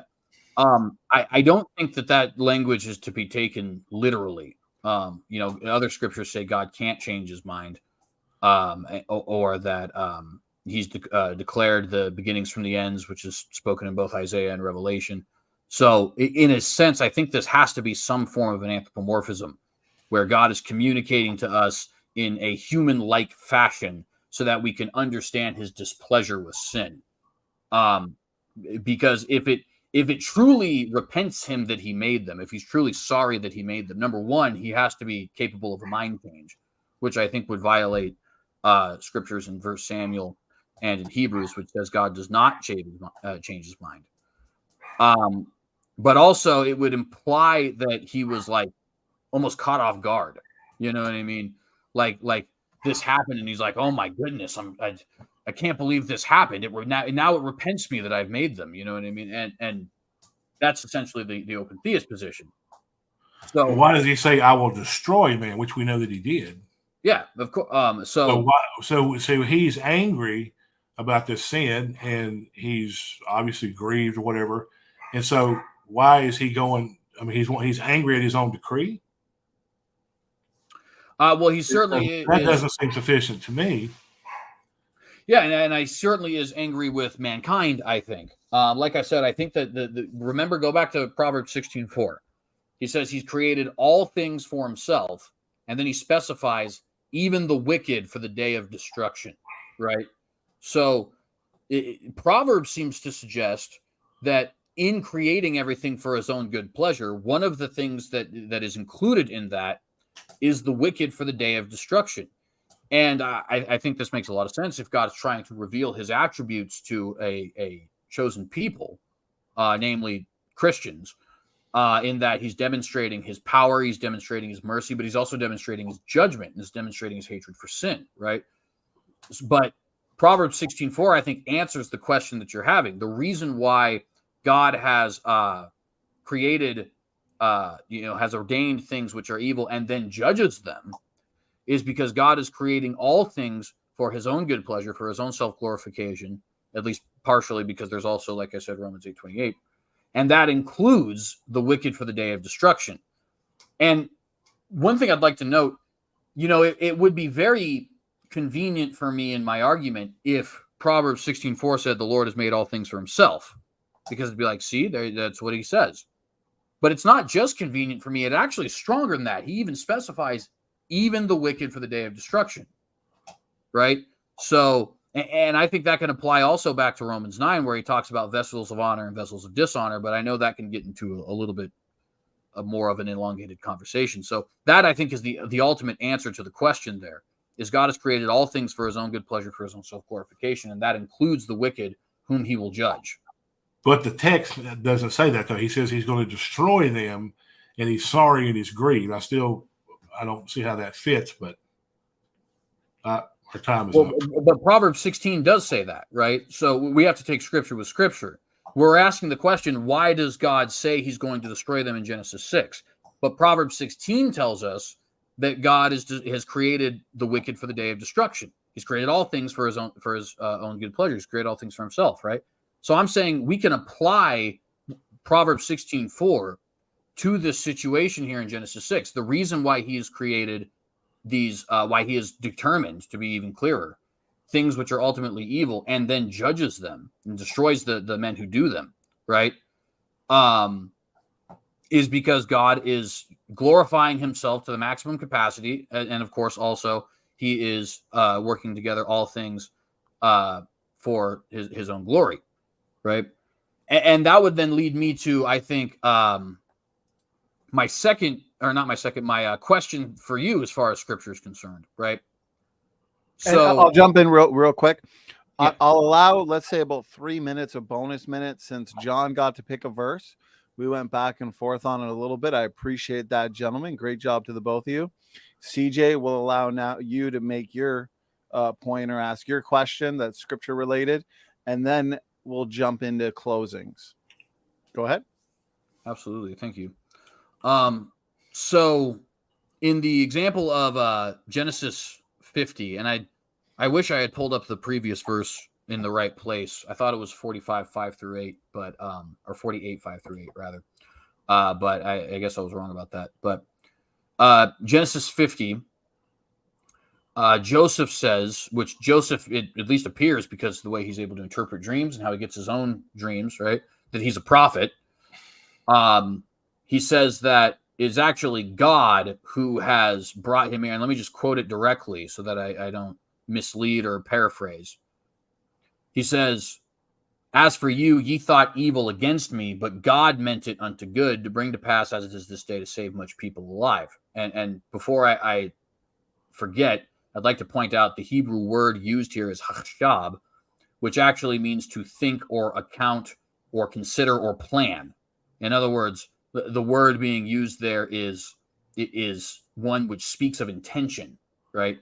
So God, they are literally intending to do something evil, but God is intending the very self-same action for something good, right? So doesn't that seem to argue for my case, where I'm saying God has determined these things which are evil, which mankind means for evil, but what God is doing is actually bringing together his righteous plan for the benefit of his self-glorification and for the benefit of his people. It seems, if I may be so bold, Genesis 50:20 outright says that the Calvinist theodicy is true, in my opinion, or at least that it can be true in certain instances. So how would you deal with the idea there that God is intending what is ultimately an evil act for self-glorification and for the good of his people? It never necessarily says that evil glorifies God. It never says he decreed it. It just says he permitted it, or it's implied he permitted it to work in the context of that evil. He did not actually do the evil that was done in that context. And plus, that's just one passage, a historical passage, and you have to look at other passages to see if there's any didactic passages that plainly teach, that God just decreed that particular type of evil in that passage. He worked within the context. Now, it's one thing to say God decreed evil, It's another to say he allowed it and permitted it, but worked and brought good out of the evil. I have no problem with that because I think that's what the passage teaches. But it doesn't mean that God decreed it or God predestined it. Gentlemen, yeah, go ahead. Sorry. if it works for you guys, CJ, you started the discussion, so maybe we'll give John the last word. CJ, if there's anything you'd like to respond to quickly, maybe address it in your closing statement, as we should move to closings because we got a lot of audience questions and all very much on topic. And I think we're going to have a lot of fun with these audience questions. So, gentlemen, firstly, very professional back and forth discussion, very cordial. I enjoyed listening to the points, engage, and very easy to moderate. So gave me an easy job tonight. Okay, what we're going to do is allow CJ to have his first opening statement, which means to the audience, you have 10 more minutes to send in your questions before we get into the audience Q&A. So CJ, whenever you're ready, let me know. And you got 5 minutes for a closing statement. Absolutely. Thank you. So first and foremost, I want to thank everybody for being here. Everybody here in the audience who is listening, thank you very much for being here. And I hope you guys were edified by this. I hope I was able to convince at least some of you of the position I hold here, or at least to move you further along the process. And if I'm not right, I do hope that Reverend Crawford was able to do the opposite. Of course, I believe I'm right. Otherwise, I wouldn't be here. But nevertheless, I hope that truth was illuminated tonight. I hope that God was glorified tonight. I hope that his body was edified tonight. And I appreciate you guys being here. I want to also extend my gratitude to Donnie for hosting this debate, as well as to Reverend Crawford for participating in this debate with me. Of course, this could not happen without an interlocutor, and it also could not happen without a host and channel to host it. So I appreciate you both tremendously. I want to try and see if we can bring together the different threads of this conversation and see if we can reach some well-warranted conclusions. The first thing I want to point out is it seems to me like we don't have a clear definition here of what libertarian free will actually is. We had the idea that you could do something else, but as I pointed out, there are many who claim that they believe in libertarian free will, but don't accept that you can do something else. And there's many who affirm compatibilism and say that you do, in fact, have the ability to do something else, at least in some capacity. That demonstrates to me that this concept of libertarian free will, outside of being indeterminate free will, it really does not have a solidified definition. And it seems to me like it's almost a nebulous term to just say, well, I just don't believe in determinism, right? So really, you're not arguing for a special kind of free will as much as you're just saying, well, I want to reject the compatibilist idea of free will, and therefore I'm labeling determinism on here, right? So I think that is something that definitely needs to be addressed. The other thing I want to point out here is I think we got a very clear example of how free will doesn't actually answer any of the questions. Why do I say that? Well, because we both affirm that there will be free will in heaven, but that we will not have the ability to do something evil. So if we can be free and not choose evil, then free will does not in and of itself explain evil. Where actually the question still applies. If he could do it then, why can't he do it now? Right? Or back in the past when he had first created this. We also, I think, saw a good example of this in so much as that there are numerous different ways in which God could give us the ability to choose and yet prevent us from doing certain evil things. For example, there didn't have to be a tree of knowledge, good and evil. The serpent didn't have to have access to the garden. Adam and Eve didn't have to be created in a manner in which they demonstrated some level of concupiscence, right? But all of those things did, in fact, happen. So again, free will does not actually answer the question as to why there is evil in the world. We also saw that there are scriptures which say boldly and plainly that God has determined certain things for his own self-glorification and for the benefit of his people. And this includes evil things. For example, Proverbs 16:4 says, God has created all things for himself. That means every single one. Yes, even the wicked for the day of destruction, right? So not only is he saying, I've created all things for myself, and context seems to suggest that this is one of those alls that is meant to be all-encompassing, but he's also saying, even the wicked, even the thing that you don't think I created for myself, I did create for myself for the day of destruction, right? For my own self-glorification. He's also saying he's created or that all things at least work together for the good of his people, for those who are called according to his purpose. Romans 8:28, all things work together for good for those who are called according to his purpose. So we see the Bible saying outright that God has everything that happens. He has set up everything that happens for our benefit as believers and for his own self-glorification as our creator. And we even see specific examples of this with Genesis 50:20. God intended it, God chashab it for good, right? That word implies a plan. It implies an intention. It's not simply him working within the confines of evil, with respect to my friend here, but it is actually him determining this, intending this, planning this event for ultimately good things. And of course, we know what those good things are. It's the salvation of many, the physical salvation. 30 seconds. Thank you, brother. From the famine, which Joseph says God is going to send, right?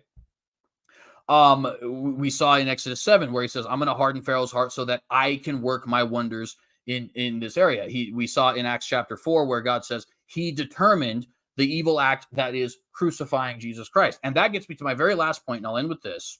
The common objection is, how can we say that God can judge us if he determined it? But Acts chapter 4 and Acts chapter 2 say unambiguously, you cannot deny it lest you deny Scripture, that God determined the cross. But we all accept that Judas, that Pontius, that Herod will be held accountable for that. If it can happen one time, it cannot be a logical contradiction any other time. And with that, I will yield my time. I appreciate you giving me the opportunity to get my thoughts together there. Absolutely. CJ, thank you very much for that 5-minute concluding statement. We're now going to hand it over to John Crawford for his 5-minute concluding statement. John, the floor is yours.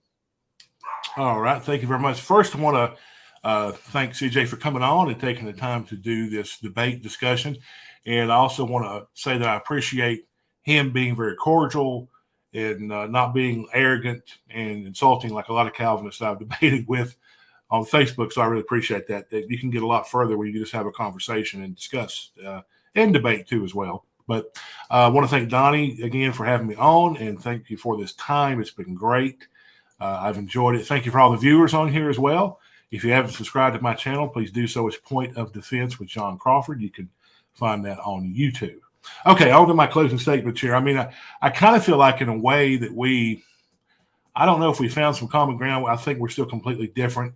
On one hand, he's saying he believes God decreed evil, but yet because I'm saying he allowed it, he's saying I'm saying the same thing, that I believe in some way God decreed it. I don't. I believe that he gave man free will, and I define libertarian free will. It's very simple. You have the ability to choose. You can choose to love God. You can choose to hate God. You can choose to turn away from God. You can choose to accept God. And evil, and I'll say it again, cannot come from God any more than polluted water can come directly from a pure mountain spring. God does not create the actual evil. Evil is a corruption of what is good, as I said in my opening statements, and therefore God only creates what is good. If you're going to say evil's good, then you're calling evil good, and good is evil, which the Bible forbids. He tells us to abhor evil, cling to that which is good, to turn from evil, run from evil, don't do the sin, flee fornication. But again, if God has decreed all these things, we shouldn't flee fornication. We should just go ahead and do it. He's decreed it for us to do it, right? And we have no accountability or no responsibility, which I've mentioned that before. And I still think my argument still stands. We have accountability and responsibility to give to God for our free actions, whether they're immoral or whether they're moral. The responsibility is on us. He puts it off on us. He gave us that ability to choose. And that does not mean it's a superpower. Free will is not a superpower, as I mentioned. You just have the ability to choose. That's what free will is. It's not some complicated over definition. And again, just because we have free will in heaven and it's limited to only what is good, I mentioned that already. I don't know why you mentioned that in this closing statement, but heaven is perfect. There's no sin. Obviously, we can only choose what is good. We're not going to be able to choose to do evil. There's not going to be a forbidden fruit.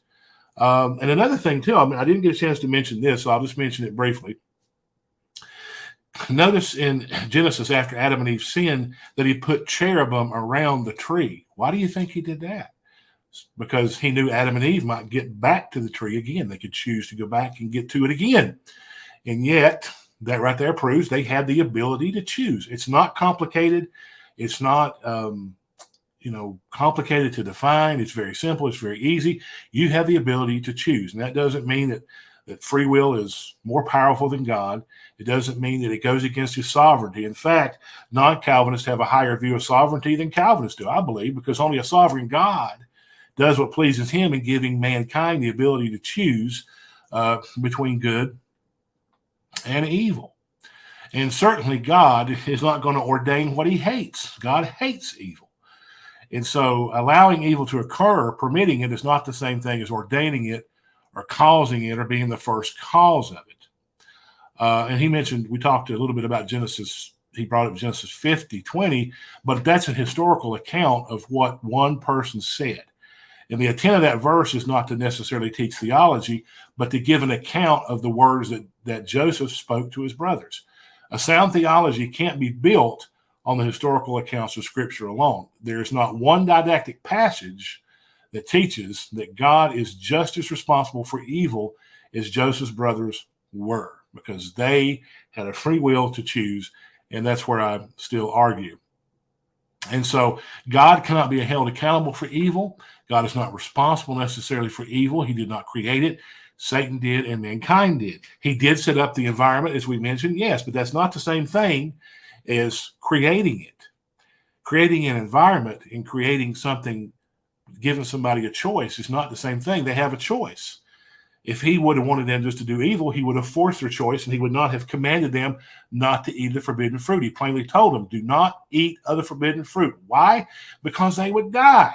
Their choice, the results of their moral actions, or immoral actions rather, would cause them to die physically and eventually spiritually. And my time is up, so I'll stop right there. John Crawford, thank you very much for that 5-minute closing statement. So, gentlemen, that wraps up our opening statements, rebuttals, 50-minute discussion, and our closing statements. Fantastic debate tonight on a very important question. What is the best response to the problem of evil? And so I would love to host more debates on this question in the future. So for anybody who's interested in engaging in this topic, please reach out and I will sort out the details. So this also wraps up another, I would say, epic week of events and debates. And next week will be no different. So we got a good mix next week. We've got a couple presentations and discussions starting on Monday with Helmut Welke, Aliens, UFOs, and the Bible. Then we're going to have Dr. Peter Line on. Matt and I are going to be discussing the hominin fossil record with him. Next week, we've also got an eschatology debate. Pastors Kirby Tabb and Scott Clem debating futurism versus historicism. And we've also got a soteriology debate between A.K. Richardson and Chris Morrison. This will be free grace versus lordship. Specifically, the title is faithfulness to Christ necessary for salvation? And then at the end of the month, of course, we got a couple of our main events. Kelly Powers and Sean Griffin. Is the Trinity biblical? This debate is going to be epic. Make sure you're here for that one. And CJ, one of tonight's debaters, will be here the first week of October for the Great Exodus debate, our first formal debate on the Exodus topic. So I got to say, I am excited for this one. Did the Exodus happen? Okay, gentlemen, break time's over, and we are going to jump right into our audience questions. And so why don't we start closer to the beginning? Kevin's Biblical Discussions was the first one to send in a question. So Kevin, you win some kind of an award for that. And CJ, looks like your brother Kevin's coming at you perhaps. So let's see what we got here. Kevin asks, how could God be determining the wicked act that occurred in Jeremiah 19:5 when God says that he did not command it, nor did it enter his mind? CJ, go ahead. Yeah, that's a good question. The first point I would want to say before actually giving my answer is, did it really not enter into his mind? Was God surprised when they started sacrificing babies, right? Now, of course, Kevin is going to say, well, no, that's not what I mean. And I'm very glad to hear that. But that means that neither one of us is actually taking this verse in a straightforward and woodenly literal fashion, right? So what exactly does Jeremiah 19 mean if it doesn't mean that it literally did not enter into his mind, right?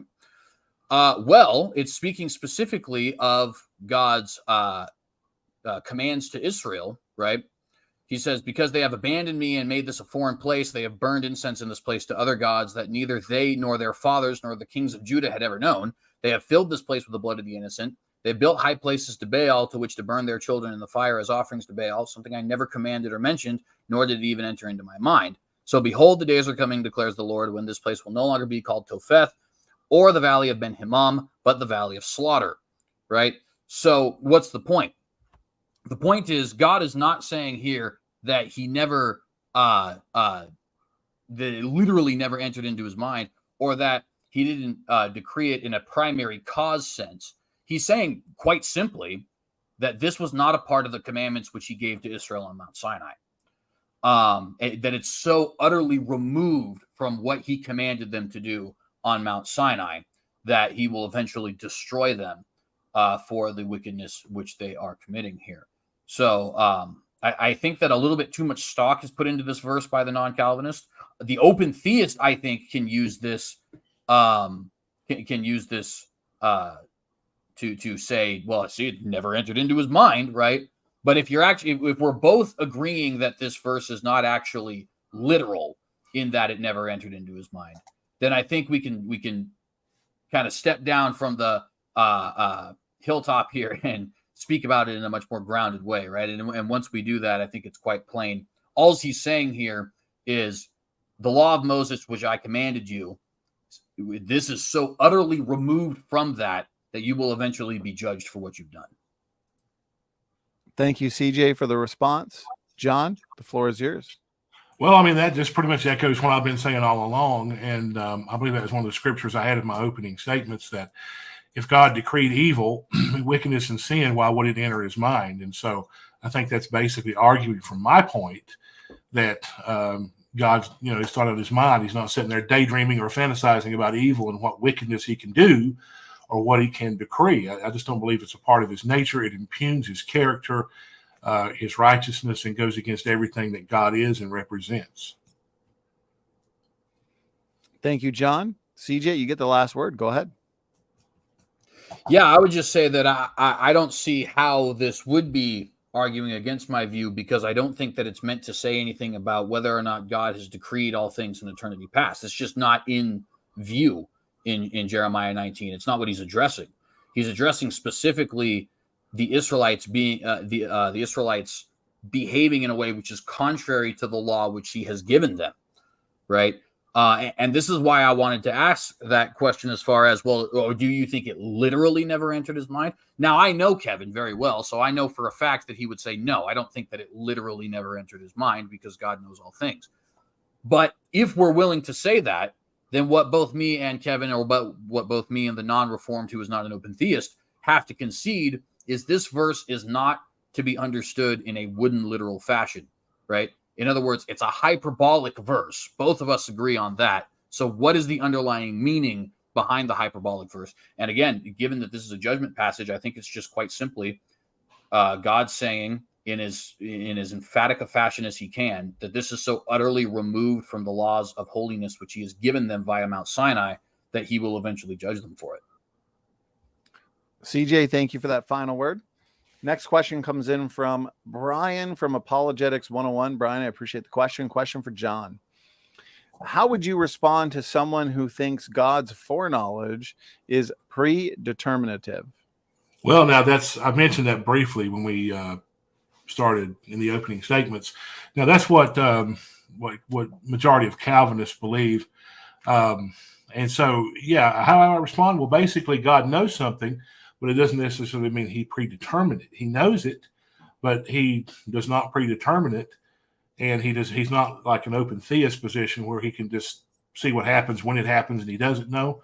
I believe he knows, but that does not mean he decrees it or predestines it. He can look and he can see what's going on right now. And I don't think it's foreknowledge. We tend to think of foreknowledge as God pulling back the curtain and looking to see what goes on in the future. That's not what he's doing.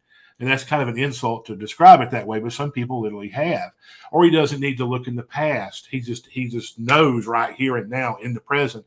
He knows everything, past, present, and future, right now. So his foreknowledge, knowing something is not the same thing as decreeing it. But most Calvinists would say, well, since he knows it, it's got to be decreed because it's got to come to pass, or what he knows won't come to pass. And I don't believe that. I just think he knows it, but yet he allows man to make the choice. But he knows what choice man will make. Thank you, John. CJ, floor is yours. Thank you. And this is, I think, with respect, I think this is a little bit of a straw man. I am not aware of any, at least the theologians or apologists, Calvinist, who actually has defended the claim that knowledge is causative. Yeah, I've got several books. I've got several books. I can't get them now, but I've read about it. They actually, a lot of Calvinists do. Well, and I would love to see them because I'm not saying this in any way to try and be insulting, but I have yet to see, and I listen to these guys daily, right? Your Doug Wilsons and James Whites and R.C. Sproul's and Charles Spurgeon's audiobooks and sermons and stuff like that. You know what I mean? And I've yet to hear a single one say that knowledge is causative. The claim that is usually made, which I believe is being strawmanned as knowledge is causative, is essentially God has a list of attributes we all agree on. He's omniscient, he's omnipresent, he's eternal, all these sorts of things, right? And in that situation, it does seem like allow and determine that there's almost virtually no difference between them, right? So when somebody says, well, God knew X would happen and he created anyway, people will say, yeah, but knowledge is causative. Yeah, but you're forgetting the but he created anyway part, right? Right? We're not saying that knowledge in and of itself is what made that happen. We're saying he knew that would happen if A, and then he determined A. So B will happen as a result of A. A doesn't have to happen. God doesn't have to make A happen, but B will happen as a result of A. And God decides, okay, A. So that's not a claim that knowledge is causative. It's a claim that God, in his very unique position, is causing the things which he foreknows. Now, I actually, just real quick, if I could just say one thing, I guess it's my time now, right, Donnie? Yeah, you get the last word, John. Norman Geisler claims to be, he's a brilliant theologian, love him. He actually says he's considered a moderate Calvinist, if you can believe that. He's a moderate Calvinist. He said the very thing I said, so it's not a straw man, because he actually said, and I'll have to find the book, got several of his books, he made the statement that what God knows has to come to pass. It's predetermined, or else if it doesn't come to pass, it's not true what he knows. So because he knows it, it's predetermined. So there's but even that, though, he's not saying the knowledge caused it. He's saying that if he knows it with Cartesian certainty, it must happen. Otherwise, he doesn't know it with Cartesian certainty. Like, I can know that you have said the answer you just gave 30 seconds ago because it definitively happened, right? But if I say maybe you've known this or something like that, that's like me reasoning to the best of my ability. You know what I mean? So even then, I don't think Norm is claiming the knowledge is the actual causing factor. I think all he's saying is if it is true that he knows it 100%, then it for certain will 100% happen. And I would just point out William Lane Craig, who is not a Calvinist, would actually and has argued the exact same thing. So that's not a claim that knowledge is causative. It's just a claim that if it's true he knows it, it will happen. You see what I mean? But that's not the same thing. You're not saying that's the same thing as being predestined or predetermined. If he knows it's happened, he goes ahead and decrees it. So it's not based on what he knows. If he knows Okay. it's happening, it's not. Well, no, I don't think that knowledge it necessitates causation. I think it necessitates it will happen.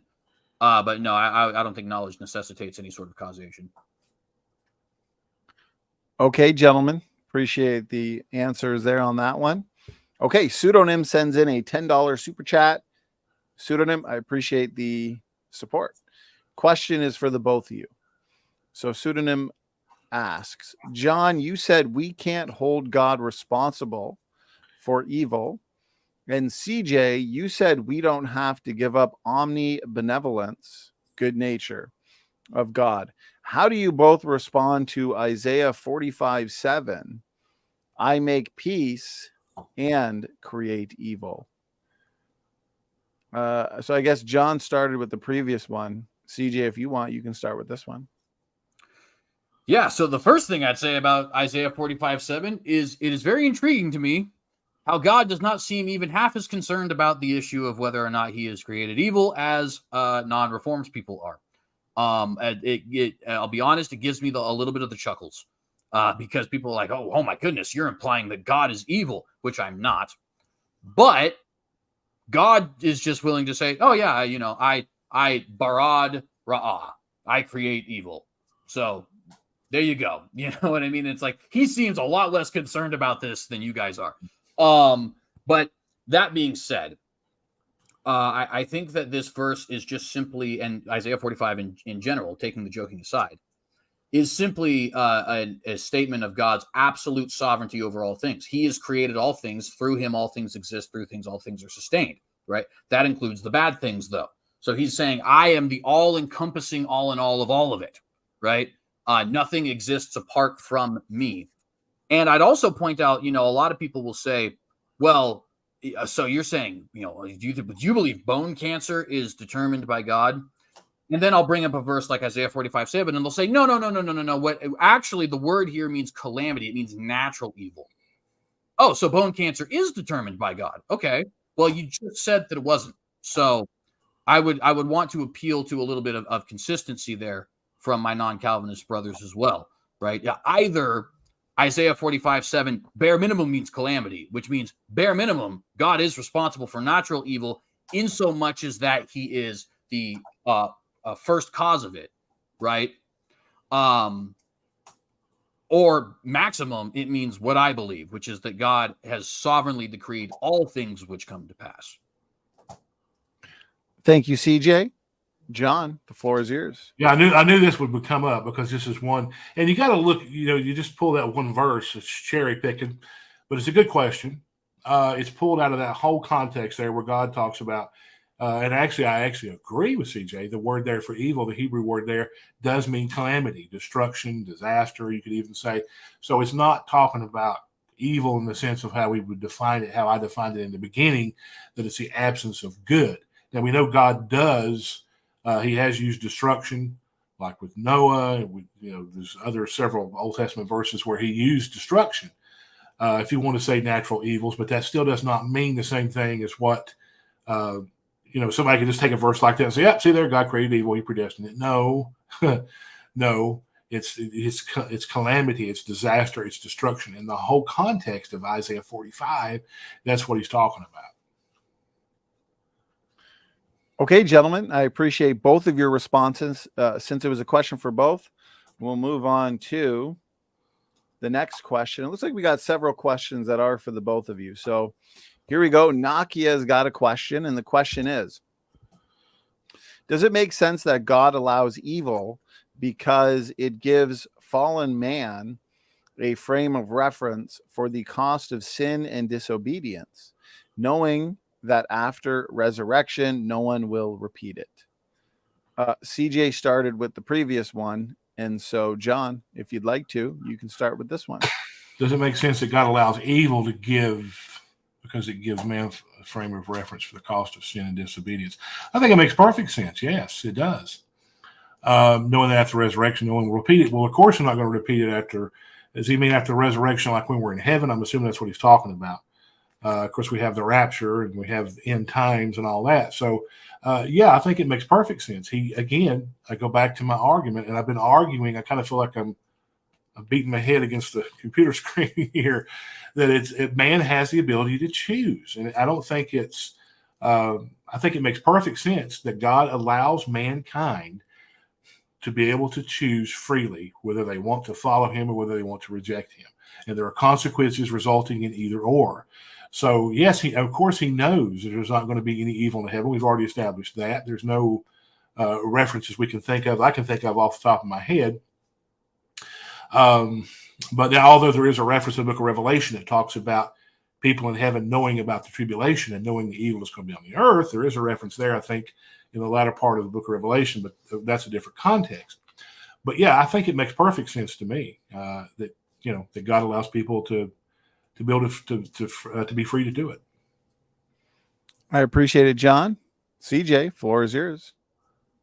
Yeah, I'd have no issue with this statement here from Nakia. Of course, I would take a different understanding of it than the Reverend Crawford would, right? I would say that if God is allowing evil, which I'll be honest, I don't understand really what the difference. If for being in God's position, allow and determine, to me, it seems like tomato, tomato. But let's just go with the way the question was worded. It doesn't make sense for God to allow evil because it gives fallen man a frame of reference for the cost of sin and disobedience. Certainly. I would just say that to me sounds like not an argument against either opinion, but rather just sort of an explanation of why either opinion might be justified. So if you say God has allowed sin, then this is giving a reason. And if I say God has determined all things, including moral evil, including sin, then again, this is just giving a reason. So I'd be perfectly fine accepting it, but I just think it's non-determinative as far as the question we're actually asking. Okay, gentlemen, thank you for both of your responses. Next question comes in from Bubblegum Gun, $2 super sticker. Thank you so much. Question for both. First, define evil in specific, or else there is no evil. Why don't we start with John this time? Or we'll start with you, CJ, this time. Yeah, so evil is, I think, that which goes against God's decrees for mankind. We need to emphasize, I think, the part for mankind, because things that would, I think, violate God's eternal decrees as far as things in heaven, that's not necessarily good, bad, or indifferent. Like just as an example, if God had decreed that Israel be destroyed in the 500s BC because of their sin, which of course he did, in temporarily destroyed, right? Judah, of course, returns after the exile. But if a king tried to prevent that, that wouldn't be evil. It would just be futile. Or on the same token, you can't say that the Babylonians doing that was good. They're just simply his mechanisms, right? So specifically, evil is that which goes against God's decrees for mankind, or what we would call the moral oughts and ought nots, right? It's also, I think, things which overstep our own boundaries. So, for example, God is, we often say, well, evil is that which contradicts God's nature. That's kind of true, but it's not the whole story, right? That's why we don't do things like murder. But that's not why we don't do things like accept worship, right? We don't accept worship because only God has the authority to accept worship. We don't. So that would, I think, be the most straightforward definition of evil, is just that which goes against God's decrees for mankind. And the secondary definition, I think, would be that which both is contrary to God's nature and or oversteps the boundaries of human authority and into territory which is God's alone. Thank you, CJ. John, floor is yours. Okay, I'm going to sound like CJ's contradicting himself. As evil goes against God's decree, that's kind of what I've been arguing on this debate. But evil, to define it, is basically, it's a departure from the way things ought to be. It's a corruption of what is good. It's a lack or corruption of a good thing. It's a real lack, a privation, or the absence or corruption of a good thing. Is how Augustine defines it. And so therefore, that's why, since God created everything good, he's not going to decree what is therefore corrupted, because corruption and death and sin and all that is not his will as far as him decreeing it. So it's just like when I used in my opening statement, I talked about, like rust to a car. Rust is corruption to the car. You can't have the rust without the car. The car is corrupted by rust. Or rot to a tree. You have rot and you have the tree, but the rot can't exist independently without the tree. So that's how I would define it. It's basically a departure from the way things ought to be and a corruption of what's good. CJ and John, thanks for the responses. Okay, next question comes in from, let's see, Jacob Emmanuel. Question for CJ. Is it possible that in your theology, God decrees for some people to be deceived and think they are the elect when in fact they are not? Sure, we call them Catholics. No, but seriously, that not only is it possible, that it's just a part of Calvinism. It's just, if Calvinism is true, your question is just a matter of fact. Those who are members of false churches like Catholics or Mormons or so on, because the word elect, while I think it implies certain things that you as a non-Calvinist may not, what it refers to is believers, basically, at least in its New Testament context, right? So those who are saved are the elect. Now, I would argue that those who are elect in a more literal sense, meaning they were elected of God, right? And the non-Calvinists would, of course, disagree with that. But the whole church as a whole, that is a redundant statement, we would all affirm that those who are ultimately saved are the elect, at least those, I think, who are being biblically consistent. So if you're a member of a false church, then you are falsely believing you're a member of the elect. And so, yeah, just to say it's not possible, Brother Jacob. It's just a matter of fact. I appreciate it, CJ. John, any thoughts? Of course, that question is different than what we're talking about. I mean, we're talking about the aspect of the problem of evil in regards to Calvinism and non-Calvinism, but that's a great question. The Calvinists I've talked to and read about they cannot tell you 100% that they're part of the elect. They don't know, because they don't know till they get to the end of their lives if they've preserved, if they've persevered in good works enough to know if they're going to make it or not. That's what I've had Calvinists tell me that. I don't know if that's the position CJ holds, but that's what I've had a lot of Calvinists tell me. I don't know until they get to the end of my life. I don't know if I've persevered enough. So it's possible that they are deceived. And the problem with that is they're looking for fruit. They're not looking, have they really believed on Christ and what Christ has done? They're looking to see if they have fruit or enough works in their life to prove it. And you can't do that. It just doesn't work, because you have to look at the cross. You have to look at Christ and what he has done, not what we do, our behavior, none of those things. John, thanks so much. CJ, question was for you, so you get the last word. I don't think I would agree, if I understand what Reverend Crawford was saying here. I don't think I would agree with that. I do agree that a Cartesian certainty of who is saved and who is not possible this side of eternity. But I think you might be referring to what I've typically associated with the Arminian position. I would affirm eternal security, I guess, is what I'm getting at. Yeah, I would also. But yeah, no, I think other than that, I would leave my comments where they were. Okay, I appreciate it, CJ. The final word. Okay, so this question comes in from LA91. Question for CJ. CJ, how do you interpret or understand Ezekiel 33, verse 11? Yes, God is not willing that any should perish, right? Or actually, excuse me, that one is the I have no pleasure in the death of the wicked, actually, I think. Somebody correct me in the live chat on that. But you said right. Okay, so there you go. Thank you. So I'm not 100% sure. I'll be very honest with you about that. I think there's some sense in which it must definitely be true. But I don't really know what sense. Yeah, I don't know. I'll just be very honest. I'm not 100% sure what to do with that verse.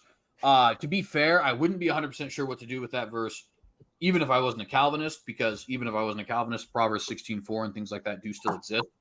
But it is an interesting one. What does it mean for God he takes no pleasure in the death of the wicked? That's straightforward enough, at least, in that he is not he's not a sadist, right? He doesn't like the fact that people are perishing, right? But as far as like what that means when we consider the fact that he is ultimately going to send people to hell, I don't really know. I'm still working through that particular part. I appreciate it, CJ. John, any thoughts? Yeah, I mean, obviously it's just saying he has no pleasure in the death of the wicked. I mean, it doesn't mean that he won't punish the wicked. It doesn't say that he won't give them their due. The wicked will certainly get their end of destruction that die without Christ. But it doesn't mean I think it means what it says and means what what the text says. He takes no pleasure in it. He's not sitting there laughing and enjoying himself just by just seeing people destroyed and seeing them die and all those kind of things. And also you got to look and see, and I'm not sure about this myself, you got to look and see what he means by death. Is he talking about physical death? Is he talking about spiritual death? Or is he talking about eternal death? So you got those three things there you could look at. So I would think, just from a cursory reading, that he'd be talking about possibly physical death, a temporal type judgment. But I don't know that for a fact. I'd have to look that up as well to study that more myself. Appreciate it, John. CJ, did you want a final word on that one? Only to say I will affirm what Reverend Crawford said there, that bare minimum, it does mean that God is not, he's not like some sadist. He doesn't like the fact that people perish. Bare minimum, I think, is probably a fair thing. But beyond that, I don't necessarily know. Okay, gentlemen, thanks for your responses. Next one comes in from Echoing Erudite. Question for CJ. How is God not tempted to do evil or evil himself when it is your position that he orchestrated evil for all people and then punished them for what he commanded them not to do? Two things. Thing number one, shameless self-promotion. I answer that question in this book. So buy this book and you will hear my full-blown 5-page answer to that question. But to get you the short version, the word tempt has two different usages in King James English, and the equivalent word in the Greek also has two different usages. And the equivalent word in the Hebrew also has two different usages, which is very inconvenient for us because we tend to only have one use for the word tempt in modern day, although the secondary use is still carried over, at least to some extent. But in King James English / Hebrew / Greek, the word tempt can mean entice, like to entice somebody to evil, like a temptress or a tempest, right?